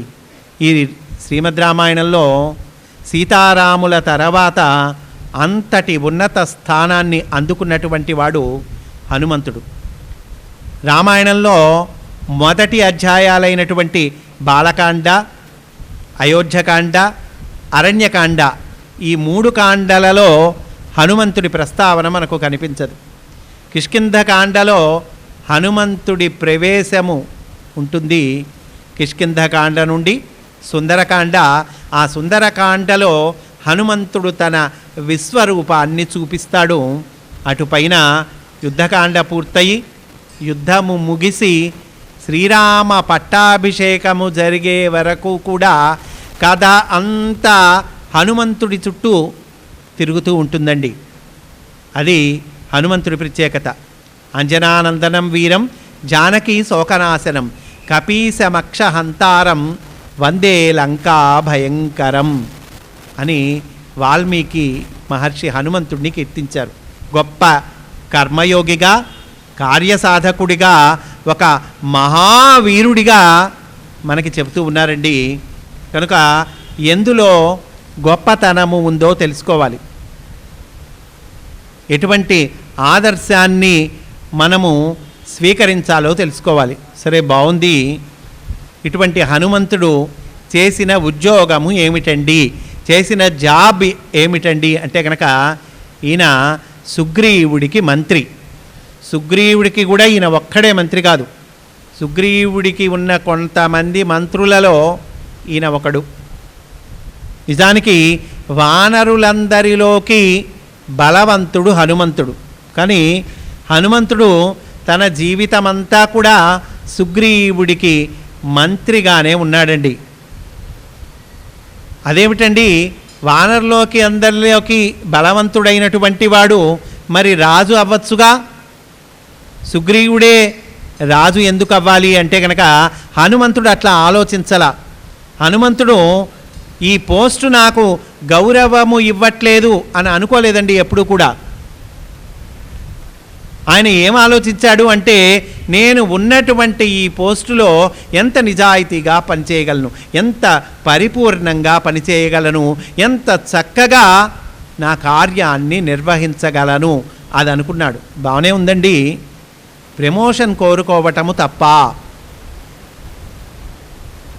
అంటే నిజమైన గొప్పతనం ఎందులో ఉందో తెలుసుకోవాలి. పైకి వెళ్ళటం తప్ప, ఇంకా ఎక్కువ బాధ్యతలు తీసుకోవాలనుకోవటం తప్ప అంటే తప్పు కాదు. అది తప్పు అని ఎవరనరు. కాకపోతే ఇప్పుడు నువ్వు ఉన్న స్థితిలో నీ పనిని ఎంత చక్కగా నువ్వు నిర్వహిస్తూ ఉన్నావు, ఎంత నిజాయితీగా నిర్వహిస్తున్నావు, ఎంత పరిపూర్ణంగా నువ్వు నిర్వహిస్తూ ఉన్నావో అది నిరూపించుకోవాలి. ముందు అది నిరూపించుకోవాలి. అంతేగాని ప్రమోషన్ తీసుకోవటం తప్పు కాదు. ప్రమోషన్ కోసము నువ్వు అరులు చాచేటువంటి దానికి ముందు ఇప్పుడు నువ్వు ఉన్నటువంటి స్థితిలో నీ కర్తవ్యాన్ని ఎంత చక్కగా నువ్వు నిర్వహిస్తూ ఉన్నావు ఇది నువ్వు నిరూపించుకోవాలి అని చెప్తూ ఉన్నారండి. కనుక అలా గనక నువ్వు నిరూపించుకుంటే ఈ ప్రమోషన్లు కానీ, ఈ గొప్ప బాధ్యతలు కానీ, ఈ ట్రాన్స్ఫర్లు కానీ, ఈ సంపద కానీ నిన్ను వెతుక్కుంటూ అవి వస్తాయి. వాటిని వెతుక్కుంటూ నువ్వు వెళ్ళక్కర్లా, వాటి కోసం నువ్వు తపన పడక్కర్లా, వాటి కోసం నువ్వు అర్రులు చాచక్కర్లా. నీ వెనకాల అవి పరిగెడతాయి, వాటి వెనకాల నువ్వు పరిగెత్తక్కర్లేదు. అది హనుమంతుడు మనకి నేర్పిస్తూ ఉన్నాడండి. కనుక గొప్పతనం ఎందులో ఉన్నది అంటే, మనము చక్కగా మనకు అప్పగించిన బాధ్యతను నిర్వహించటములో గొప్పతనం ఉంది. అంటే మనిషిని ఎట్లా అంచనా వెయ్యాలి అంటే, వాడు పనిచేసేటువంటి స్థాయిని బట్టా, వాడు పనిచేసేటువంటి స్వభావాన్ని బట్టా మనిషిని అంచనా వేయాలంటే కాదన్నారు. అంటే వాడు రైతు అవ్వచ్చు, లేదా వాడు వ్యాపారస్తుడు అవ్వచ్చు, లేదా వాడు ఒక ఉద్యోగస్తుడు అవ్వచ్చు. ఆ ఉద్యోగంలో కూడా వాడు ఒక అటెండర్ స్థాయి వాడు అయి ఉండొచ్చు, వాడొక గుమాస్తా స్థాయి అయి వాడు ఉండొచ్చు, లేదా వాడొక పెద్ద ఆఫీసర్, పెద్ద అధికారి అయి ఉండవచ్చు. ఈ స్థాయిల్ని బట్టి కానీ, ఈ స్వభావాన్ని బట్టి కానీ మనిషిని అంచనా వెయ్యటానికి వీలు లేదు అంటున్నారండి. మనుషుల్ని దీన్ని బట్టి అంచనా వేయకూడదట. కానీ వాడు ఉంటున్నటువంటి ఆ స్థితిలో ఎంత చక్కగా వాడి పనిని ఏ స్ఫూర్తితో నిర్వహిస్తూ ఉన్నాడు, ఎంత నిజాయితీగా వాడి పనిని చక్కగా కంప్లీట్ చేస్తున్నాడు అనే దాన్ని బట్టి వాడిని అంచనా వేయాలి అని మనకి చెప్తున్నారు. అందువల్ల ఇప్పుడు హనుమంతుడు మంత్రి, సుగ్రీవుడు రాజు. మరి ఊరూరా మనము సుగ్రీవుడికి గుళ్ళు కట్టామా, హనుమంతుడికి గుళ్ళు కట్టామా? సుగ్రీవుడు రాజు కదండి, పై పోస్టు కదా, హనుమంతుడు కింద పోస్టు కదా. ఎవరికి గుళ్ళు కట్టాము దాన్ని బట్టి ఎలా ఉండాలో మనకి హనుమంతుడు నేర్పిస్తూ ఉన్నాడండి. చివరికి శ్రీరామ పట్టాభిషేకం అప్పుడు రామచంద్రమూర్తి హనుమంతుడికి ఒక వరం ఇస్తాడు, నీకు చిరంజీవత్వాన్ని ఇస్తున్నానయ్యా, అంతేకాక భవిష్యత్ కల్పంలో, రాబోయేటువంటి కల్పంలో నువ్వే బ్రహ్మవి అంటాడండి. తర్వాతి బ్రహ్మ హనుమంతుడు. అంటే ఏ పోస్ట్ వచ్చిందండి ఇప్పుడు హనుమంతుడికి? కనుక అంతకన్నా మించిన పోస్ట్ ఏమైనా ఉంటుందా? అది ప్రమోషన్. అంటే భవిష్యత్ బ్రహ్మ అవుతున్నాడు హనుమంతుడు. సరే, మొట్టమొదట హనుమంతుడి ప్రవేశం ఎక్కడ మనకు కనిపిస్తూ ఉందంటే, సుగ్రీవుడు కంగారు పడుతూ ఉంటాడు. ఎందుకు కంగారు పడుతూ ఉంటాడంటే, ఎదురుగా ఇద్దరు కనిపిస్తారు. సుగ్రీవుడు ఋష్యమూక పర్వతం మీద ఉన్నప్పుడు, ఈ ఋష్యమూక పర్వతం మీద ఉన్నప్పుడు ఆయనకు ఎదురుగా ఆ పంపా తీరం నుండి ఋష్యమూక పరిసరాల్లోకి వస్తూ ఉంటారు రామలక్ష్మణులు. వారు ఎట్లా ఉన్నారు? తాపసుల్లాగా ఉన్నారు, తపస్సు చేసుకునేటువంటి ఋషులలాగా ఉన్నారు. అంత మాత్రమేనా అంటే ధనుర్బాణాలు ధరించి ఉన్నారు, ఖడ్గాన్ని ధరించి ఉన్నారు. ఇంకా ఈ సుగ్రీవుడు వాళ్ళని ఎప్పుడైతే చూశాడో కంగారు పట్ట మొదలు పెడతాడు. ఇంకేముంది, అదిగో మా అన్న అయినటువంటి వాలి వీళ్ళిద్దరిని పంపించాడు, ఎందుకని నన్ను సంహరించడానికి పంపించాడు అని పరుగులంఘించుకుంటాడు, పరిగెత్తడం మొదలు పెడతాడు. ఈ కొండ మీద నుంచి ఆ కొండ మీదకి, ఆ కొండ మీద నుంచి ఈ కొండ మీదకి, ఎక్కడా ఒక చోట నిలబడు. పైగా అడ్డు వచ్చినటువంటి ఆ చెట్ల కొమ్మలను విరిచి అడ్డంగా పడేస్తూ ఉంటాడు, కంగారు పడుతూ ఉంటాడు. ఉద్విగ్నత అంటారు ఇక్కడ. ఉద్విగ్నత అంటే టెన్షన్, ఆందోళన పడుతూ ఉంటాడు. అప్పుడు హనుమంతుడు ప్రవేశిస్తాడు. ఏమయ్యా, కంగారు పడవాకు, భయపడవాకు అంటాడండి. హనుమంతుడు చేసిన మొట్టమొదటి బోధ, హనుమంతుడి ప్రవేశము అభయము, అంటే భయపడవద్దు అనేటువంటి దానితో హనుమంతుడి మొట్టమొదటి మాట ప్రారంభమవుతుంది శ్రీమద్ రామాయణంలో. కనుక హనుమంతుణ్ణి గట్టిగా పట్టుకుంటే మొట్టమొదట మనకి కలిగేది ఏమిటి అంటే కనుక అభయము, భయము తొలగిపోతుంది. ఎందుకయ్యా భయపడతావు? రాజైనటువంటి వాడివి ఎప్పుడు భయపడకూడదు, స్థిర చిత్తంతో ఉండాలి. ఆందోళనలో, టెన్షన్లో, ఆవేశంలో, ఆగ్రహంలో రాజైనటువంటి వాడు నిర్ణయాలు తీసుకుంటే ఆ నిర్ణయాలు ఎలా ఉంటాయి? దానికి తగ్గట్టుగానే ఉంటాయి. కనుక ప్రశాంతంగా స్థిరచిత్తంతో రాజైనటువంటి వాడు ఉండాలి. తన క్రింది వాళ్ళని అట్లా నడిపించాలి. సుగ్రీవుణ్ణి ప్రత్యేకించి నువ్విట్లా ఉన్నావు అనడండి హనుమంతుడు.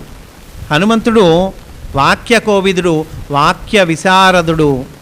వాల్మీకి మహర్షికి ఎంత ఇష్టమో హనుమంతుడిని అనేక మాటలు వాక్యకోవిద వాక్య విశారద అని సంబోధిస్తాడు.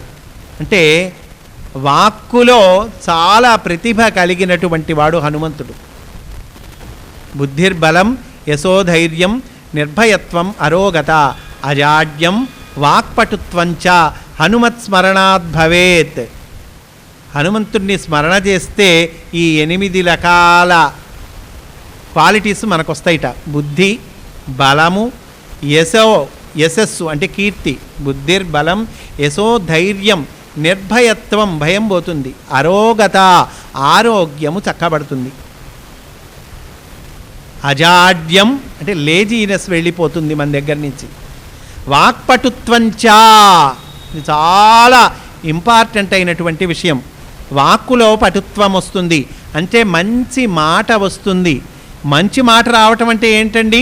తీయగా మాట్లాడతామా, చక్కగా పాట పాడతామా అంటే అంత మాత్రమే కాదు. నీ వాక్కు ద్వారా లోక కళ్యాణము జరుగుతుంది. నీ వాక్కు ద్వారా నీ చుట్టుపక్కల ఉన్న వాళ్ళకి చక్కటి ప్రయోజనము కలుగుతుంది. వాక్కు ద్వారా పనులు అవుతాయి, చక్కగా అవుతాయి, పనులు అవుతాయి. అజాడ్యం వాక్పటుత్వంచ హనుమత్స్మరణాద్ భవేత్. కనుక ఈ సుగ్రీవుడు హనుమంతుడికి ప్రభువు. ఈ ప్రభువు నొచ్చుకోకూడదు, మళ్ళీ రాజుగారి ముందు ధిక్కరించి మాట్లాడకూడదు, నువ్వు ఇటువంటి వాడివి అని డైరెక్ట్గా పాయింట్అవుట్ చేయకూడదు. కనుక రాజు అంటే ఇట్లా ఉండాలి, స్థిర బుద్ధి కలిగి ఉండాలి. నువ్వెందుకు కంగారు పడుతున్నావు? అదిగో సుగ్రీవుడు నిజానికి సిగ్గుపడతాడు. నేను కంగారు పడుతున్నానని అంటున్నావయ్యా, కారణం ఉంది కదా. వాళ్ళని చూడు ఎట్లా ఉన్నారో, వాళ్ళు ఋషుల్లాగా ఉన్నారు, పైగా ధనుర్బాణాలు ధరించి ఉన్నారు, ఖడ్గాలు ధరించి ఉన్నారు. అంటే క్షాత్రము కొట్టొచ్చినట్టు కనిపిస్తూ ఉన్నది. మహావీరుల్లాగా ఉన్నారు. వాళ్ళని మా అన్నయ్య వాలి పంపించి ఉంటాడు. పైగా శత్రువులను ఈ రకంగా ఉపాయంతో జయించటము మా అన్నయ్యకు బాగా వెనతో పెట్టిన విద్య. మా అన్నయ్య పంపించి ఉంటాడు. ఇటువంటి వాళ్ళ పట్ల జాగ్రత్తగా ఉండటము అవసరం కాదంటావా అంటాడు సుగ్రీవుడు. అందుకోసం నేను టెన్షన్ పడుతున్నానయ్యా అంటాడు. ఇది నువ్వు అనుకున్నావు, ఇది నీ ఊహ అంటే, అంతేగాని సత్యం అవునా? సత్యం కాదుగా, నీకు తెలియదుగా, ఇది నిజమా కాదుగా, నువ్వు ఊహించుకుంటున్నావు. ఊహించుకొని ఎప్పుడు మనము భయపడకూడదు, టెన్షన్ పడకూడదు. నీకేం పర్వాలేదు, కంగారు పడవాకు, నేను వెళ్ళి వస్తాను, నేను కనుక్కుంటాను అంటున్నాడండి హనుమంతుడు. నువ్వు కంగారు పడవాకయ్యా, నేను కనుక్కుంటాను అంటే ఇక్కడ ఏంటంటే జాగ్రత్తగా గమనించాలి. హనుమంతుడు సుగ్రీవుడికి ఉన్నటువంటి 4 మంత్రులలో ఒకడు. ఆయన ఒక్కడే మంత్రి కాదు. నాకెందుకు వచ్చిన గోల ఆఫీసుల్లో చూస్తూ ఉంటాం మనం. ఎందుకు వచ్చిన గోల, మిగతా వాళ్ళు మెదలకుంటున్నారు, నేను కూడా మెదలకుండా ఉంటే సరిపోతుంది కదా అని అనుకోవాలా హనుమంతుడు. పని మన దాకా మన మీదకి వచ్చినప్పుడు ఆలోచిద్దాం, మన నెత్తి మీదకి వచ్చినప్పుడు ఆలోచిద్దాం. ముందుగా దాన్ని పూసుకోవటం ఎందుకు? ఆఫీసుల్లో కొత్తగా ఒక వ్యక్తి చేరినప్పుడు ఈ ఆఫీసుల్లో తల బండిన వాళ్ళు ఉంటారు, అంతకుముందు సీనియర్స్ ఉంటారు కదండి, వాళ్ళు కూడా ఇటువంటి చెడు సలహాలే ఇస్తున్నారండి. నువ్వు ఊరికే పూసుకోవాకు, నువ్వే లోపలికి వెళ్ళి మేనేజర్ని కనుక అడిగావంటే నిన్నే చేయమంటాడు. అందువల్ల ఎందుకు వచ్చిన గోల, మెదలకుండు, నీ మీద పడుతుంది అని వాళ్లే సలహా ఇస్తూ ఉన్నారు. కానీ హనుమంతుడు అట్లా భావించలా. బాధ్యతను తన నెత్తిన వేసుకున్నాడు. మిగతా మంత్రులంతా మెదలకుండా ఉన్నారు కదా, నేను కూడా మెదలకుండా అని అనుకోలా. ప్రభువుకి ఏది హితమో అది బోధ చేశాడు. నేను వెళతానయ్యా, నేను వెళ్ళి కనుక్కుంటాను, కంగారు పడవాకు అని అన్నాడండి. అంటే ఎవడైతే తాను నెరవేర్చవలసిన వచ్చిన చిన్న పని చేయటానికి కూడా ఏడుస్తాడో వాడు ప్రతి పనికి ఏడుస్తూనే ఉంటాడు. పని చేయాల్సి వచ్చిందే అని ఏడవటం ఏదైతే ఉందో వాడు జీవితాంతం ఏడుస్తూనే ఉంటాడు. అలా ఎప్పుడూ ఏడుస్తూనే ఉండి దుఃఖాలతో నిండిన జీవితాన్ని గడుపుతాడండి. ఈ పనికి వెనకాడే వాళ్ళ సంగతి చెప్తూ ఉన్నారు. ఎవరు చెబుతూ ఉన్నారండి? వివేకానంద స్వామి చెప్తూ ఉన్నారు. కనుక ఇటువంటి వాడు అన్నింటిలో వైఫల్యాలనే పొందుతాడు. కానీ ఎవరైతే తాను నెరవేర్చవలసినటువంటి పనులను సంతోషంగా భుజాలకెత్తుకొని క్రమక్రమంగా చేస్తూ ముందుకు వెళతాడో అతడే వికాసాన్ని పొందుతాడు. వ్యక్తిత్వ వికాసం అంటున్నాం కదండి. కనుక బాధ్యతను సంతోషంగా భుజాలకెత్తుకోవాలి, క్రమక్రమంగా ఆ బాధ్యతను నిర్వహిస్తూ ముందుకు వెళ్ళాలి. అతడే వికాసాన్ని పొందుతాడు. అతడికే ఇంకా ఇంకా గొప్ప గొప్ప బాధ్యతలు అప్పగించబడతాయి. హనుమంతుడు భిక్షు రూపంలో రామలక్ష్మణుల దగ్గరికి వెళ్ళాడు. ఇది శ్రీమద్ రామాయణంలో ఒక ఇంపార్టెంట్ ఘట్టము. అంటే రాముడి హనుమంతుడి మొట్టమొదటి సమాగమం, మొట్టమొదటి వాళ్ళు కలిసినటువంటి ఘట్టము.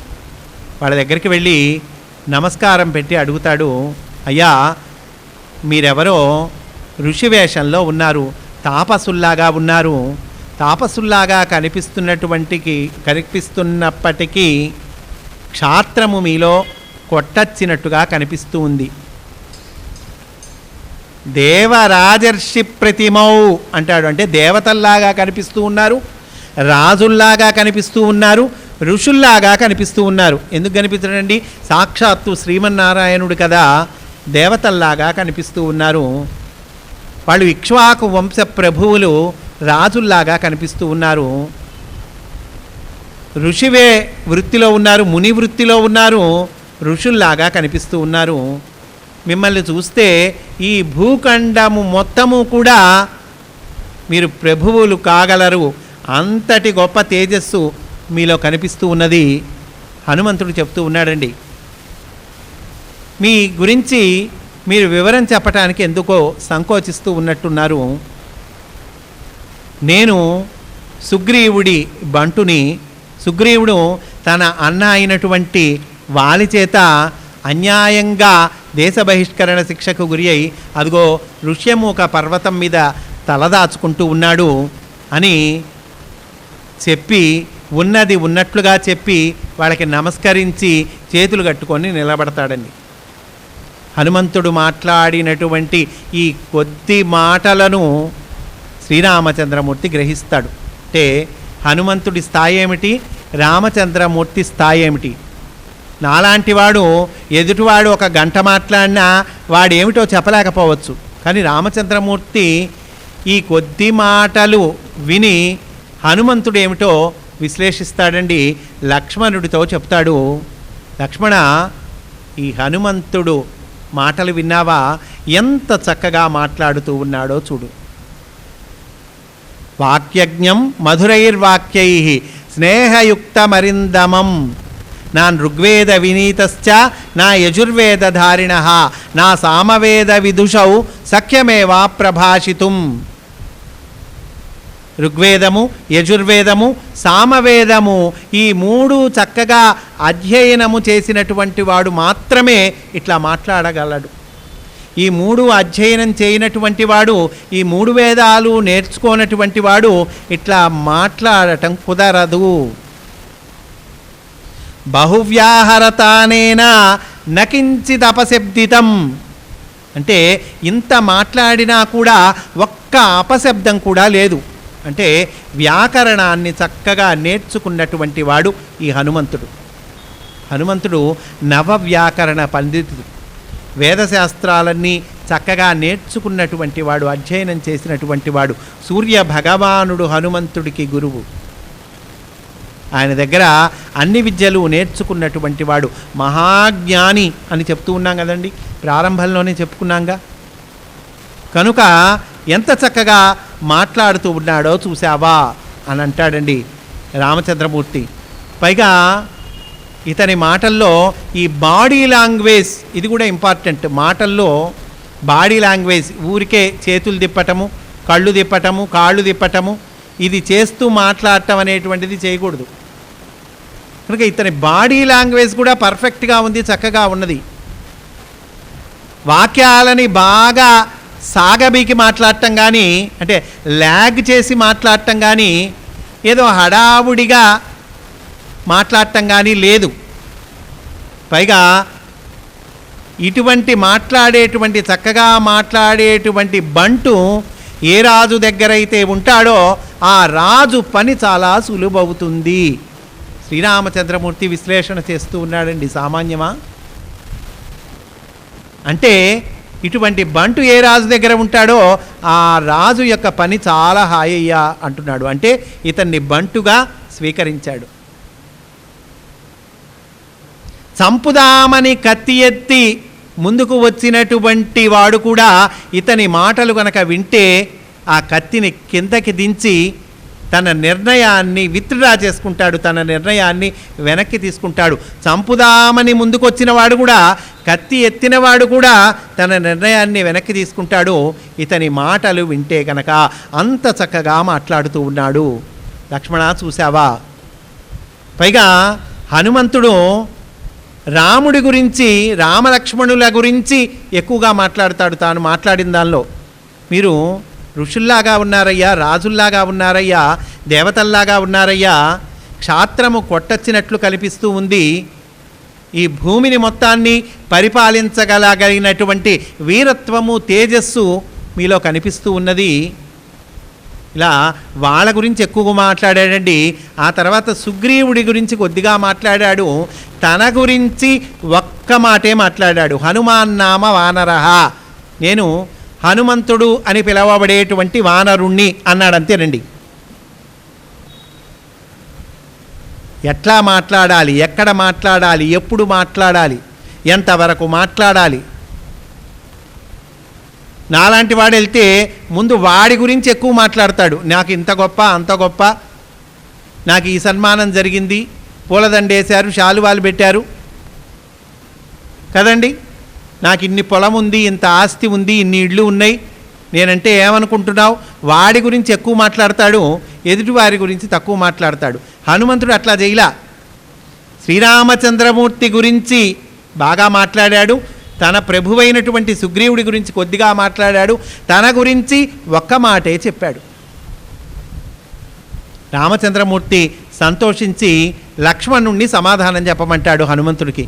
ఇక్కడ వ్యాఖ్యాతలు చెప్పారు, లక్ష్మణుడు సమాధానం చెప్పమని ఎందుకన్నాడు? తానే సమాధానం చెప్పచ్చుగా హనుమంతుడికి. లక్ష్మణుణ్ణి సమాధానం చెప్పమని ఎందుకన్నాడు అని అంటే కనుక ఇక్కడ స్థాయి భేదాలయ్యా.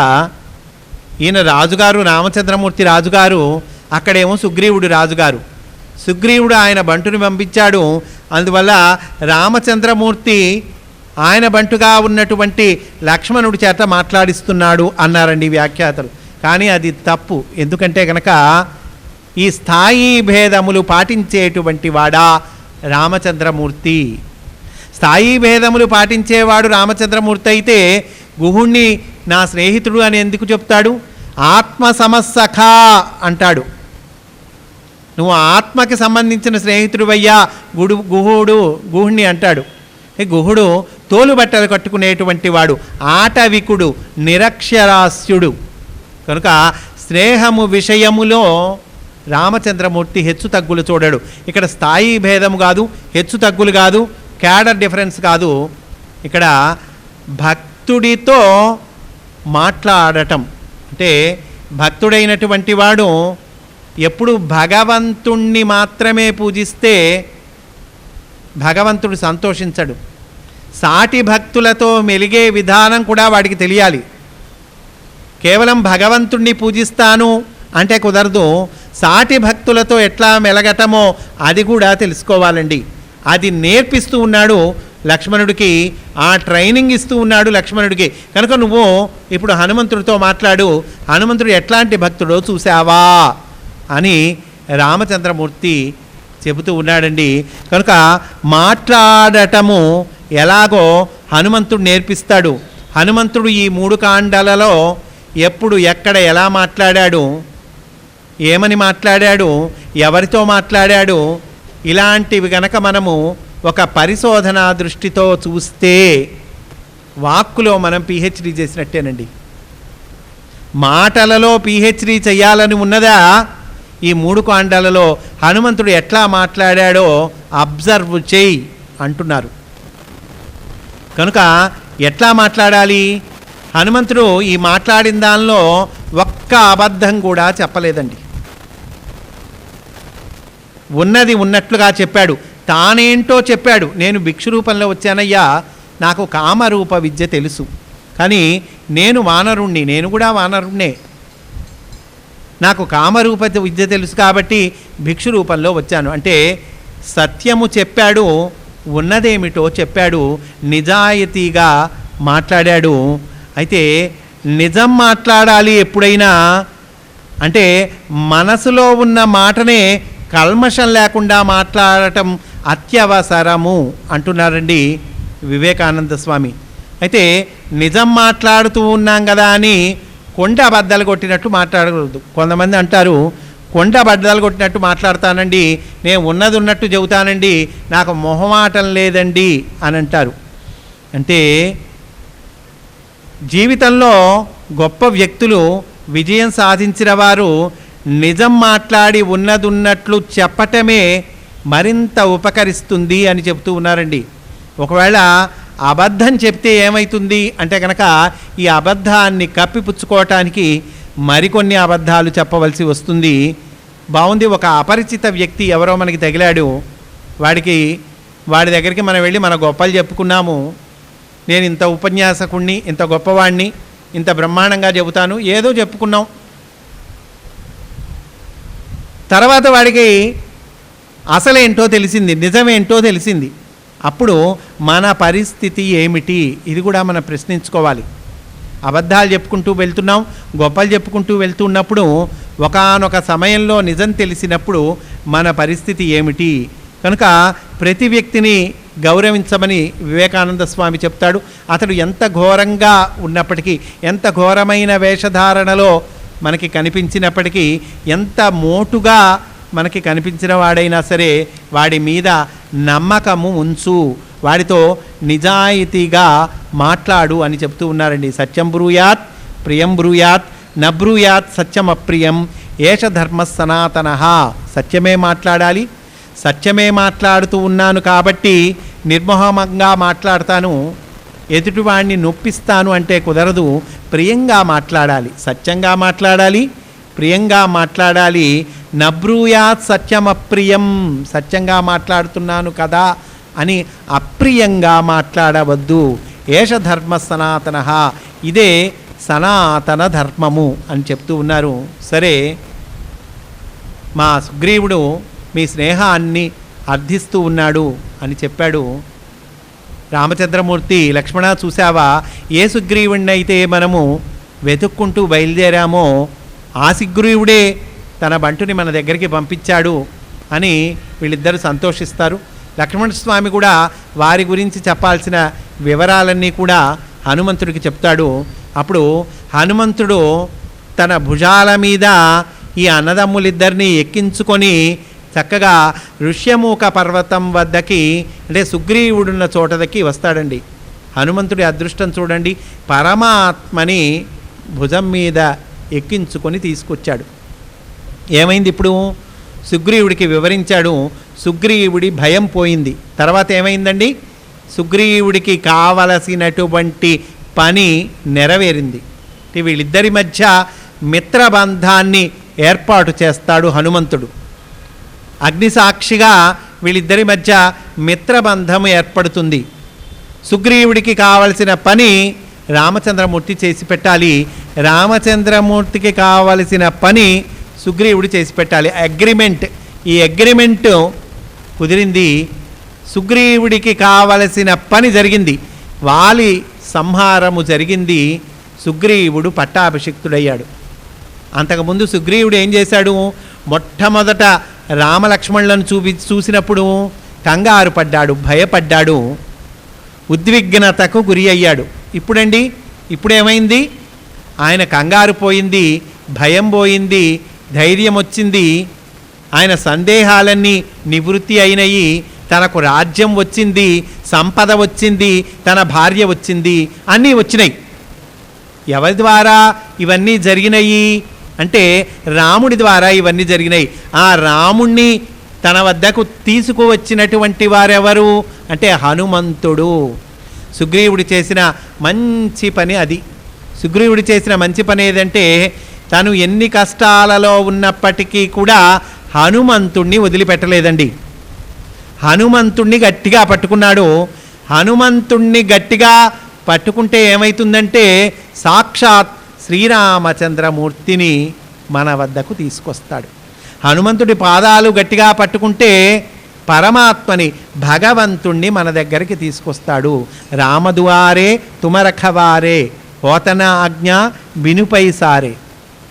కనుక రామచంద్రమూర్తిని తీసుకువచ్చాడు.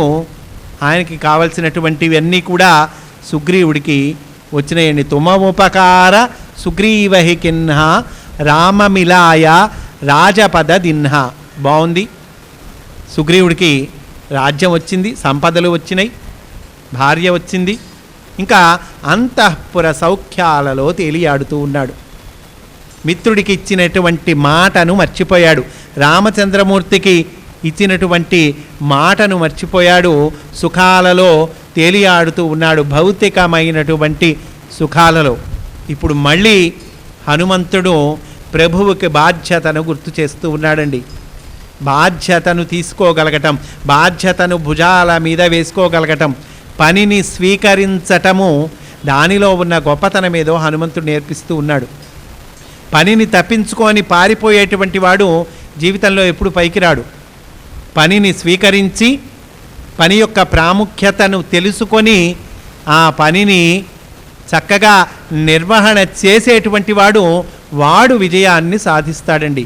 ది ఇంపార్టెన్స్ ఆఫ్ వర్క్, పని యొక్క ప్రాముఖ్యత, దానిని వివేకానంద స్వామి చక్కగా తెలియచేస్తారు. పని వల్ల ఏమొస్తుంది అంటే పని వల్ల నీకు తృప్తి వస్తుంది. ఏదైనా ఒక ప్రయోజనకరమైన పని నీ ద్వారా జరిగితే గనక నీకు కలిగేటువంటిది ఏమిటి అంటే సాటిస్ఫాక్షన్, తృప్తి, ఆనందము, విజయము, ఇవి వస్తాయి పని ద్వారా. నీ ద్వారా ఏదైనా ప్రయోజనకరమైన పని జరిగితే వచ్చేటువంటిది తృప్తి. పని చేయనండి, ఖాళీగా ఉంటాను, అది బాగుంటుంది కదా అంటే కనుక పని చేయకుండా ఖాళీగా ఉంటే నీకు కలిగేది భయము, పని చేయకుండా ఖాళీగా ఉంటే నీకు కలిగేది ఆందోళన, టెన్షను, భయము, ఇంకా ముందుకు వెళితే కనుక డిప్రెషన్. ఈ రోజుల్లో ఎక్కువగా వినిపిస్తున్నటువంటి పదము ఏంటంటే ఆ పదము డిప్రెషన్. ఈ డిప్రెషన్ ఎవరికి వస్తుందంటే ముఖ్యంగా పని లేని వాళ్ళకి వస్తుంది. పనిలో ఉన్న వాళ్ళకి డిప్రెషన్ వచ్చేటువంటి అవకాశాలు చాలా చాలా తక్కువ. కనుక పని వల్ల వచ్చేటువంటిది తృప్తి, పని లేకుండా ఖాళీగా ఉండేటువంటి స్థితి ద్వారా వచ్చేటువంటిది భయము, ఆందోళన, టెన్షను, డిప్రెషను, ఎక్సెట్రా ఎక్సెట్రా. కనుక ఇప్పుడు మళ్ళీ బాధ్యతను ప్రభువుకు గుర్తు చేస్తూ ఉన్నాడండి హనుమంతుడు. ప్రభు స్నేహితులకు ఇచ్చినటువంటి మాటను సకాలంలో నెరవేర్చాలి. దానికి టైము మించిపోవటం అనేటువంటిది స్నేహితుల విషయంలో అది ఒప్పుకోదగింది కాదు. రామచంద్రమూర్తికి మనం మాటిచ్చాము, సీతమ్మ జాడ వెతికి పెడతామని మాటిచ్చాం. రామచంద్రమూర్తి అంతటి వాడు మళ్ళా గుర్తు చేస్తాడా? మళ్ళా అడుగుతాడా? ఏమయ్యా ఇంకోసారి చూడవా ప్లీజ్ అంటాడా? అనడు. కనుక మనకు మనమే బాధ్యతను గుర్తుకు చేసుకోవాలి. మేమున్నాము, మీరు ఆజ్ఞ ఇవ్వండి, మీ పని చేసి పెట్టడానికి మేము రెడీగా ఉన్నాము స్వామి అని సుగ్రీవుడికి మళ్ళీ తన బాధ్యతను గుర్తు చేస్తాడండి. మిగతా మంత్రులు ఉన్నారు కదా, నేను ఎందుకు ఇప్పుడు ప్రత్యేకంగా గుర్తు చేయటం, ఆయన ఏమనుకుంటాడో ఇట్లా ఆలోచించలేదండి. పైగా ప్రభువు కాబట్టి ఆయన్ని పాయింట్అవుట్ చేయటము, ఆయనలో తప్పు ఎంచటము ఇట్లాంటిది చెయ్యకుండా, ఆయనని నిందించకుండా అందించవలసినదేదో అందిస్తాడు. ఇక్కడ కావాల్సింది వాక్పటుత్వంచ, వాక్య విశారద, వాక్య కోవిద, మాటలు చక్కగా మాట్లాడటము అనేటువంటి అదిగో దాన్ని ప్రదర్శిస్తూ ఉన్నాడు హనుమంతుడు. సరే, సుగ్రీవుడు పెద్ద మీటింగ్ ఏర్పాటు చేస్తాడు. దానికి భల్లూకాలని పిలిపిస్తారు, వానరులని పిలిపిస్తారు, సైన్యాన్ని, వానర సైన్యము, భల్లూక సైన్యము, ఓ బోలెడు మంది పెద్ద నెంబర్ చెప్తారు శ్రీమద్ రామాయణంలో. వాళ్ళందరి సమావేశం ఏర్పాటు చేస్తారు. వాళ్ళని 4 జట్లుగా డివైడ్ చేస్తారు, 4 జట్లుగా విభజన చేస్తారు. 4 దిక్కులకి 4 జట్లు వెళ్ళాలయ్యా అని అంటారు. ఈ దక్షిణ దిక్కుకి ఈ సీతమ్మని తీసుకొని వెళ్ళారు అనేటువంటి సమాచారము అప్పటికే కొంత ఉంటుంది కాబట్టి ఈ దక్షిణ దిక్కుకి వెళ్ళేటువంటి జట్టు వీటిల్లో గట్టి గట్టి వాళ్ళనే వేస్తారు. జాంబవంతుణ్ణి ఉంటాడు ఆ జట్టులో, అంగదుడు ఉంటాడు, గజుడు ఉంటాడు, గవయుడు ఉంటాడు, గవాక్షుడు ఉంటాడు, మైందుడు ఉంటాడు, ద్వివిధుడు ఉంటాడు. ఏమండి, ఇంకా ఇట్లాంటి గట్టి వాళ్ళందరినీ కూడా ఆ జట్టులో వేస్తారు. దక్షిణ దిక్కుకు వెళ్ళేటువంటి జట్టు, ఆ జట్టుని సిద్ధం చేశారు. ఈ జట్టుకి నాయకుడు ఎవరంటే, ఈ జట్టుకి నాయకుడు హనుమంతుడు కాదు, ఈ జట్టుకి నాయకుడు అంగదుడండి. అంటే యువరాజు అంగదుడు, అంటే వాలి కుమారుడు.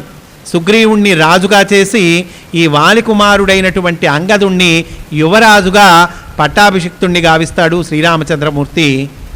ఈ అంగదుణ్ణి ఈ దక్షిణ జట్టుకి లీడర్గా వేస్తారు. ఈ దక్షిణ జట్టు ప్రయాణము అయ్యి వెళ్ళిపోతే ముందు హనుమంతుణ్ణి పిలిపించి రామచంద్రమూర్తి తన అంగుళీయకాన్ని, తన ఉంగరాన్ని హనుమంతుడికి ఇస్తాడు. అదేమిటండి, జట్టుకి నాయకుడు ఉన్నాడు కదా, ఆ నాయకుడిని పిలిచి ఇవ్వచ్చుగా, హనుమంతుడికి ఇచ్చాడు. అంటే ఏంటి, పదవి ఏమో వేరే వాళ్ళకి, బాధ్యతలేమో హనుమంతుడికి ఇవ్వబడ్డాయి. జాగ్రత్తగా గమనించాలి. నాలాంటి వాడు ఏం చేస్తాడు, ఇదిగో ఈ బాధ్యత నీకు ఇస్తున్నావయ్యా అంటే ముందు బాధ్యత సంగతి దేవుడు ఎరుగు, కానీ పదవి ఎవరికి ఇస్తున్నావో చెప్పు, ఆ తర్వాత పని సంగతి చూద్దాం అంటాడు. ఇక్కడ పదవి వేరే వాళ్ళకి ఇవ్వబడింది, బాధ్యత హనుమంతుడికి ఇవ్వబడింది. హనుమంతుడు అట్లా అనలా, చక్కగా స్వీకరించాడు ఆ అంగుళీకాన్ని. ఈ దక్షిణ దిక్కుకు వెళ్ళేటువంటి జట్టు ప్రయాణమయ్యారు, సిద్ధమయ్యారు. వీళ్ళు వెతుకుతూ ఉన్నారు, కొండలు, గుట్టలు, నదులు అన్నీ వెతుకుతున్నారండి.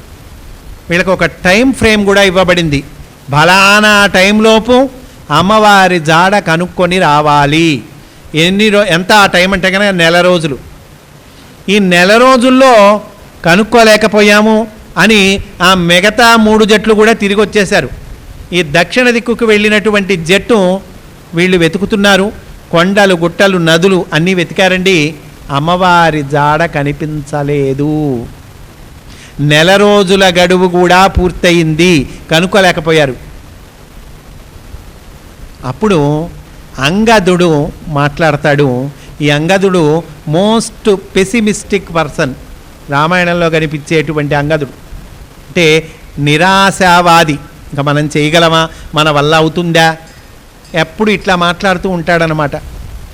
ఎందుకు వచ్చిన గోల, కనుక్కోకుండా మనము తిరిగి వెనక్కి వెళితే సుగ్రీవుడు ఏం చేస్తాడు, పోనీలే కనుక్కోకుండా వచ్చారు కాబట్టి మీ అందరికీ ఒక 1000 రూపాయల పెనాల్టీ వేస్తున్నా అనడు. సుగ్రీవాజ్ఞ అంటే శిరచ్ఛేదమే, ఇక తలలు తీసేయటమే తప్ప వేరేది ఉండదు. మా బాబాయి వేరే అలవాట్లేదు మా బాబాయికి. పైగా రామచంద్రమూర్తి చెప్పాడని చెప్పి నాకు యువరాజ్య పదవి ఇచ్చాడు, కానీ అసలు నేనంటే ఇష్టం లేదు మా బాబాయికి. ఇట్లా మొదలు పెడతాడండి. హనుమంతుడు గమనిస్తాడు. అంటే ఈ జట్టునిలో మొత్తంలో కూడా ఒక నిరాశను నింపుతూ ఉన్నాడు. పైగా తమ ప్రభువు గురించి చెడుగా మాట్లాడుతూ ఉన్నాడు. హనుమంతుడికి ప్రభువు గురించి చెడుగా మాట్లాడటం ఇష్టం ఉండదు. ఈ జట్టు యొక్క లక్ష్యము చెదిరితే ఇంకా మనం కనుక్కోలేము అమ్మవారి జాడ. హనుమంతుడు కల్పించుకొని మరేం పర్వాలేదు, ఎట్లాగూ మనం కనుక్కోలేకపోయాం కాబట్టి ప్రయత్నం చేద్దాం, వెనక్కి తిరిగి వెళ్ళే బదులు ప్రయత్నం చేద్దాం, అమ్మవారు కనిపిస్తుందేమో అని జట్టులో మళ్ళీ ఉత్సాహాన్ని నింపుతాడు. నిజానికి నాయకుడు అంగదుడు, ఈయన సామాన్య సభ్యుడు జట్టులో హనుమంతుడు. అయినా సరే బాధ్యత తీసుకొని జట్టు లక్ష్యము చెదరకుండా వాళ్ళకి చెప్పవలసిన మంచి మాటలు ఏవో చెప్తాడండి. ఇక్కడ మనల్ని గమనించే సూపర్వైజర్ కూడా ఎవరు లేరు. వెనకాల నుండి ఆ పని చెప్పినటువంటి సూపర్వైజర్ ఎవరో వాడు అబ్జర్వ్ చేస్తూ ఉంటే ఒకలాగా ఉండటం, వాడు మన మధ్యలో లేకపోతే వాడి ఆబ్సెన్స్లో ఒకలాగా ఉండటం ఇది ఉండకూడదు. ఇది హనుమంతుడు నేర్పిస్తూ ఉన్నాడు. కనుక మనం ప్రయత్నం చేద్దాం, కంగారు పడద్దు అన్నారు. ఆ దక్షిణ సముద్ర తీరానికి వాళ్ళు వచ్చారండి. ఆ దక్షిణ సముద్ర తీరంలో విడిది చేశారు. మళ్ళా అంగదుడు నిరాశను నింపబోతూ ఉన్నాడు, మాట్లాడుకుంటూ ఉన్నారు. ఈ జటాయువుకి పడినటువంటి శిక్షే మనకు కూడా పడుతుంది. ఆ జటాయువు రావణాసురుడి చేతిలో చచ్చిపోయాడు. రావణాసురుడి చేతిలో చచ్చిపోయినప్పటికీ కూడా హాయిగా రామచంద్రమూర్తి చేత అంత్యేష్టి సంస్కారము నిర్వహించబడింది ఈ జటాయువుకి. ఈ జటాయువు చావే బాగుంది. ఇలా ఏదో వాళ్ళు జటాయువు జటాయువు జటాయువు అని మాట్లాడుకుంటూ ఉంటారండి. వీళ్ళ మాటలు వింటాడు సంపాతి అనేటువంటి పక్షి. సంపాతి జటాయువుకి అన్నగారు. వీళ్ళిద్దరి కథ ఏంటంటే, వీళ్ళు బాగా యూత్లో ఉన్నప్పుడు ఒక పోటీ పెట్టుకుంటారు, జటాయువు సంపాతి. జటాయువు తమ్ముడు, సంపాతి అన్నగారు. ఎవరు ఎక్కువ దూరము వెళ్ళగలరు, పక్షులు కదండి, ఎవరు బాగా పైకి ఎగరగలరు ఈ పోటీ పెట్టుకుంటారు. జటాయువు పైకి ఎగురుతాడు, సంపాతి అంతకు మించి పైకి ఎగురుతాడు. జటాయువు ఇంకా పైకి ఎగురుతాడు, సంపాతి ఇంకా పైకి ఎగురుతారు. అట్లా పైకి పైకి పైకి పైకి వెళ్ళి సూర్యమండలం దాకా వెళతారు. ఆ సూర్యమండలము ఆ వేడిమి తీవ్రత బాగా ఎక్కువైనటువంటి సమయంలో ఈ జటాయువుకి ఒకానొక మూర్ఛ వంటి స్థితి ప్రాప్తిస్తుంది. ఈ జటాయువు సొమ్మసల్లి కింద పడిపోతూ ఉంటాడు. ఆ సమయంలో ఇంకా కాంపిటీషన్ పెట్టుకోకూడదు. ఆ సమయంలో కాంపిటీషన్, పోటీ ఇది కాదు ముఖ్యం. తమ్ముణ్ణి కాపాడాలి అని ఒక్కసారి సంపాతి పైకి లేచి తన రెక్కలను అడ్డం పెట్టి జటాయువుకి ఉపశాంతిని కలిగించి జటాయువుని కాపాడతాడు. ఇద్దరు కింద పడిపోతారు. తన రెక్కలు బాగా పైకెగిరి తన రెక్కలు అడ్డం పెట్టడం కారణంగా తన రెక్కలు కాలిపోతాయి. సంపాతి ఒక మూల పడిపోతాడు, జటాయువు ఒక మూల పడిపోతాడు. అంటే అంత దూరం నుంచి మళ్ళీ భూమి మీద పడటం కదండి. ఇతను ఒక స్టేట్లో పడితే అతను ఒక రాష్ట్రంలో పడతాడు. అంత దూరంలో పడిపోతారు ఇద్దరు కూడా. వాళ్ళకి సెల్ ఫోన్లు లేవు, కంప్యూటర్లు లేవు, ఇంటర్నెట్లు లేవు. ఒకళ్ళ సమాచారం ఒకళ్ళకి తెలియదు. అందువల్ల సంపాతి ఆ రెక్కలు కాలిపోవటం వల్ల నడవలేడు. అట్లానే జీవితాన్ని గడుపుతూ ఉంటాడు. ఆ సరిగ్గా అదే సమయానికి అక్కడ ఉన్నటువంటి సంపాతి వీళ్ళ మాటలు వింటాడు. జటాయువు జటాయువు జటాయువు అంటున్నారు, చనిపోయాడు అంటున్నారు. ఏమైంది జటాయువుకి? జటాయువు మా తమ్ముడు ఏమైంది అని అడుగుతాడు. వాళ్ళు ఏముందయ్యా, ఇట్లా జటాయువు ప్రాణాలు వదిలేశాడు అని చెప్తే, అయ్యయ్యో నా తమ్ముడు ఎంత ప్రేమగా ఉండేవాడు అని నన్ను కాస్త నేను నడవలేనయ్యా, ఇది నా కథ, కాస్త సముద్ర తీరం దాకా మీరు ఎత్తుకొని నన్ను తీసుకెళ్ళండి అని అడుగుతాడండి సంపాతి.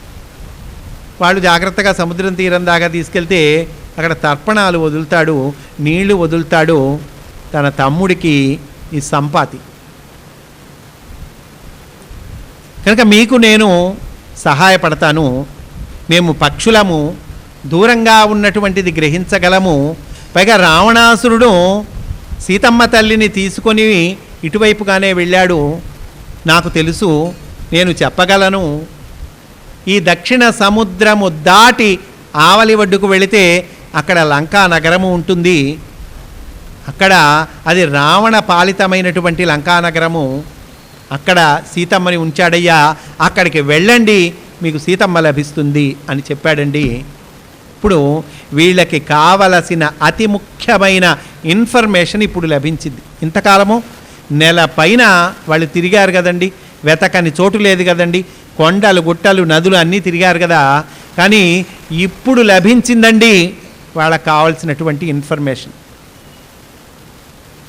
అంటే ఒక గొప్ప కార్యం మీద, ఒక భగవంతుడి కార్యం మీద, ఒక పరోపకార సంబంధమైనటువంటి పని మీద,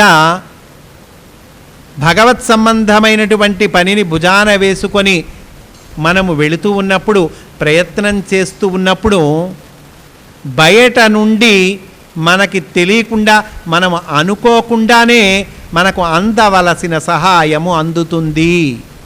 నిజానికి సంపాతి అనేటువంటి ఒక పక్షి ఉన్నాడు, వాడి దగ్గరికి వెళ్తే మనకి ఇన్ఫర్మేషన్ తెలుస్తుంది అని వీళ్ళు ఆ సంపాతిని వెతుక్కుంటూ అతని దగ్గరికి వెళ్ళి, ఏమయ్యా సీతమ్మ జాడ మాకు చెప్పు అని అడగల. అనుకోకుండా అక్కడ సంపాతి కలిశాడు, వాళ్ళకి కావలసిన ఇన్ఫర్మేషన్ ఇచ్చాడు. అంటే నిస్వార్థంగా, పరోపకార భావంతో, భగవద్భక్తి భావంతో, ప్రతిఫలాపేక్ష లేకుండా, త్రికరణ శుద్ధిగా మనము పనులు చేసుకుంటూ వెళుతూ ఉన్నప్పుడు మనకి కావలసిన సహాయాన్ని ఎప్పుడు, ఎక్కడ, ఎలా పంపించాలో భగవంతుడు అప్పుడు అక్కడ అలా పంపిస్తాడు అనటానికి ఇది ఒక చక్కటి ఉదాహరణ. వాళ్ళకి కావలసిన ఇన్ఫర్మేషన్ వచ్చిందండి. సరే, బాగుంది, ఇన్ఫర్మేషన్ తెలిసింది. సముద్రపు ఆవలి ఒడ్డుకు వెళ్ళాలి. సముద్రాన్ని చూస్తే అది భీకరమైనటువంటి అలలతో, ఉవ్వెత్తున ఎగసిపడేటువంటి తరంగాలతో, పెద్ద ఘోషతో ప్రవహిస్తూ ఉన్నది. ఆ సముద్రాన్ని చూసేసరికి వీళ్ళ ఉత్సాహం అంతా నీరుగారిపోయింది. ఏమో సామాన్యమా, 100 యోజనాల సముద్రము, ఈ సముద్రాన్ని దాటి ఆవలి ఒడ్డుకి వెళ్ళటము ఇదేం తేలిక పనే, చిన్న పనే? జాంబవంతుడు సీనియర్ మోస్ట్, ఆయన ఒక మీటింగ్ ఏర్పాటు చేస్తాడు. బాగుంది, ఈ 100 యోజనాల సముద్రాన్ని దాటగలిగినటువంటి వాడు ఎవడు? మీ శక్తులు చెప్పండి, మీరు ఎంత దూరం దాటగలరు అంటే ఒకడంటాడు నేను 10 యోజనాలు దాటగలను అంటాడు. ఇంకొకడంటాడు నేను 20 యోజనాలు దాటగలను అంటాడు. ఇంకొకడంటాడు నేను 30 యోజనాలు దాటగలను అంటాడు. వీళ్ళ వల్ల ఏమన్నా ఉపయోగం ఉందా? 30 యోజనాలు దాటగలిగినటువంటి వాడు ఆ 30 యోజనాల తర్వాత ఏం చేస్తాడు? అక్కడ పడిపోతాడు, అంతేగా, వాడి వల్ల ఉపయోగం లేదు. సరే, చివరికి అంగదుడు అంటాడు నేను 100 యోజనాలు దాటగలను, కానీ వెనక్కి మళ్ళీ తిరిగి రాగలనో లేదో చెప్పలేను అంటాడు. అంటే వెనక్కి తిరిగి వస్తేనేగా వీళ్ళకి ఇన్ఫర్మేషన్ తెలిసేది, సీతమ్మ జాడ తెలిసేది. నువ్వు 100 యోజనాలు వెళ్ళగలవు, కానీ వెనక్కి రాలేకపోతే ఎట్లా? దానివల్ల ఉపయోగం లేదుగా. అక్కడికి వెళ్ళి కిళ్ళీ బంకు పెట్టుకుంటావా? ఏం చేస్తావు? కనుక ఇట్లా అందరినీ చెప్పనిస్తాడు జాంబవంతుడు. ఆ తర్వాత వెళ్ళి హనుమంతుడిని అడుగుతాడు. ఆ సమయంలో హనుమంతుడు మౌనంగా ఉంటాడు, ఒక పక్కన కూర్చొని ఉంటాడు, రామ జపం చేసుకుంటూ ఉంటాడు. శ్రీరామ జయ రామ జయ జయ రామ, శ్రీరామ జయ రామ జయ జయ రామ, శ్రీరామ జయ రామ జయ జయ రామ. ఈ జపం చేసుకుంటున్నటువంటి హనుమంతుడి దగ్గరికి జాంబవంతుడు వస్తాడు. ఈ జాంబవంతుడు ఏం చెప్పాడు, హనుమంతుడు ఎట్లా ఉద్యుక్తుడయ్యాడు, ఆ తర్వాత హనుమంతుడు రామకార్యాన్ని ఎట్లా సఫలము చేశాడు అనేటువంటిది రేపటి రోజున జరిగేటువంటి ప్రవచనంలో మనము చెప్పుకుందాము అని సవినయముగా మనవి చేసుకుంటూ, స్వస్తి సర్వేషాం సమస్త సన్మంగళాని భవంతు.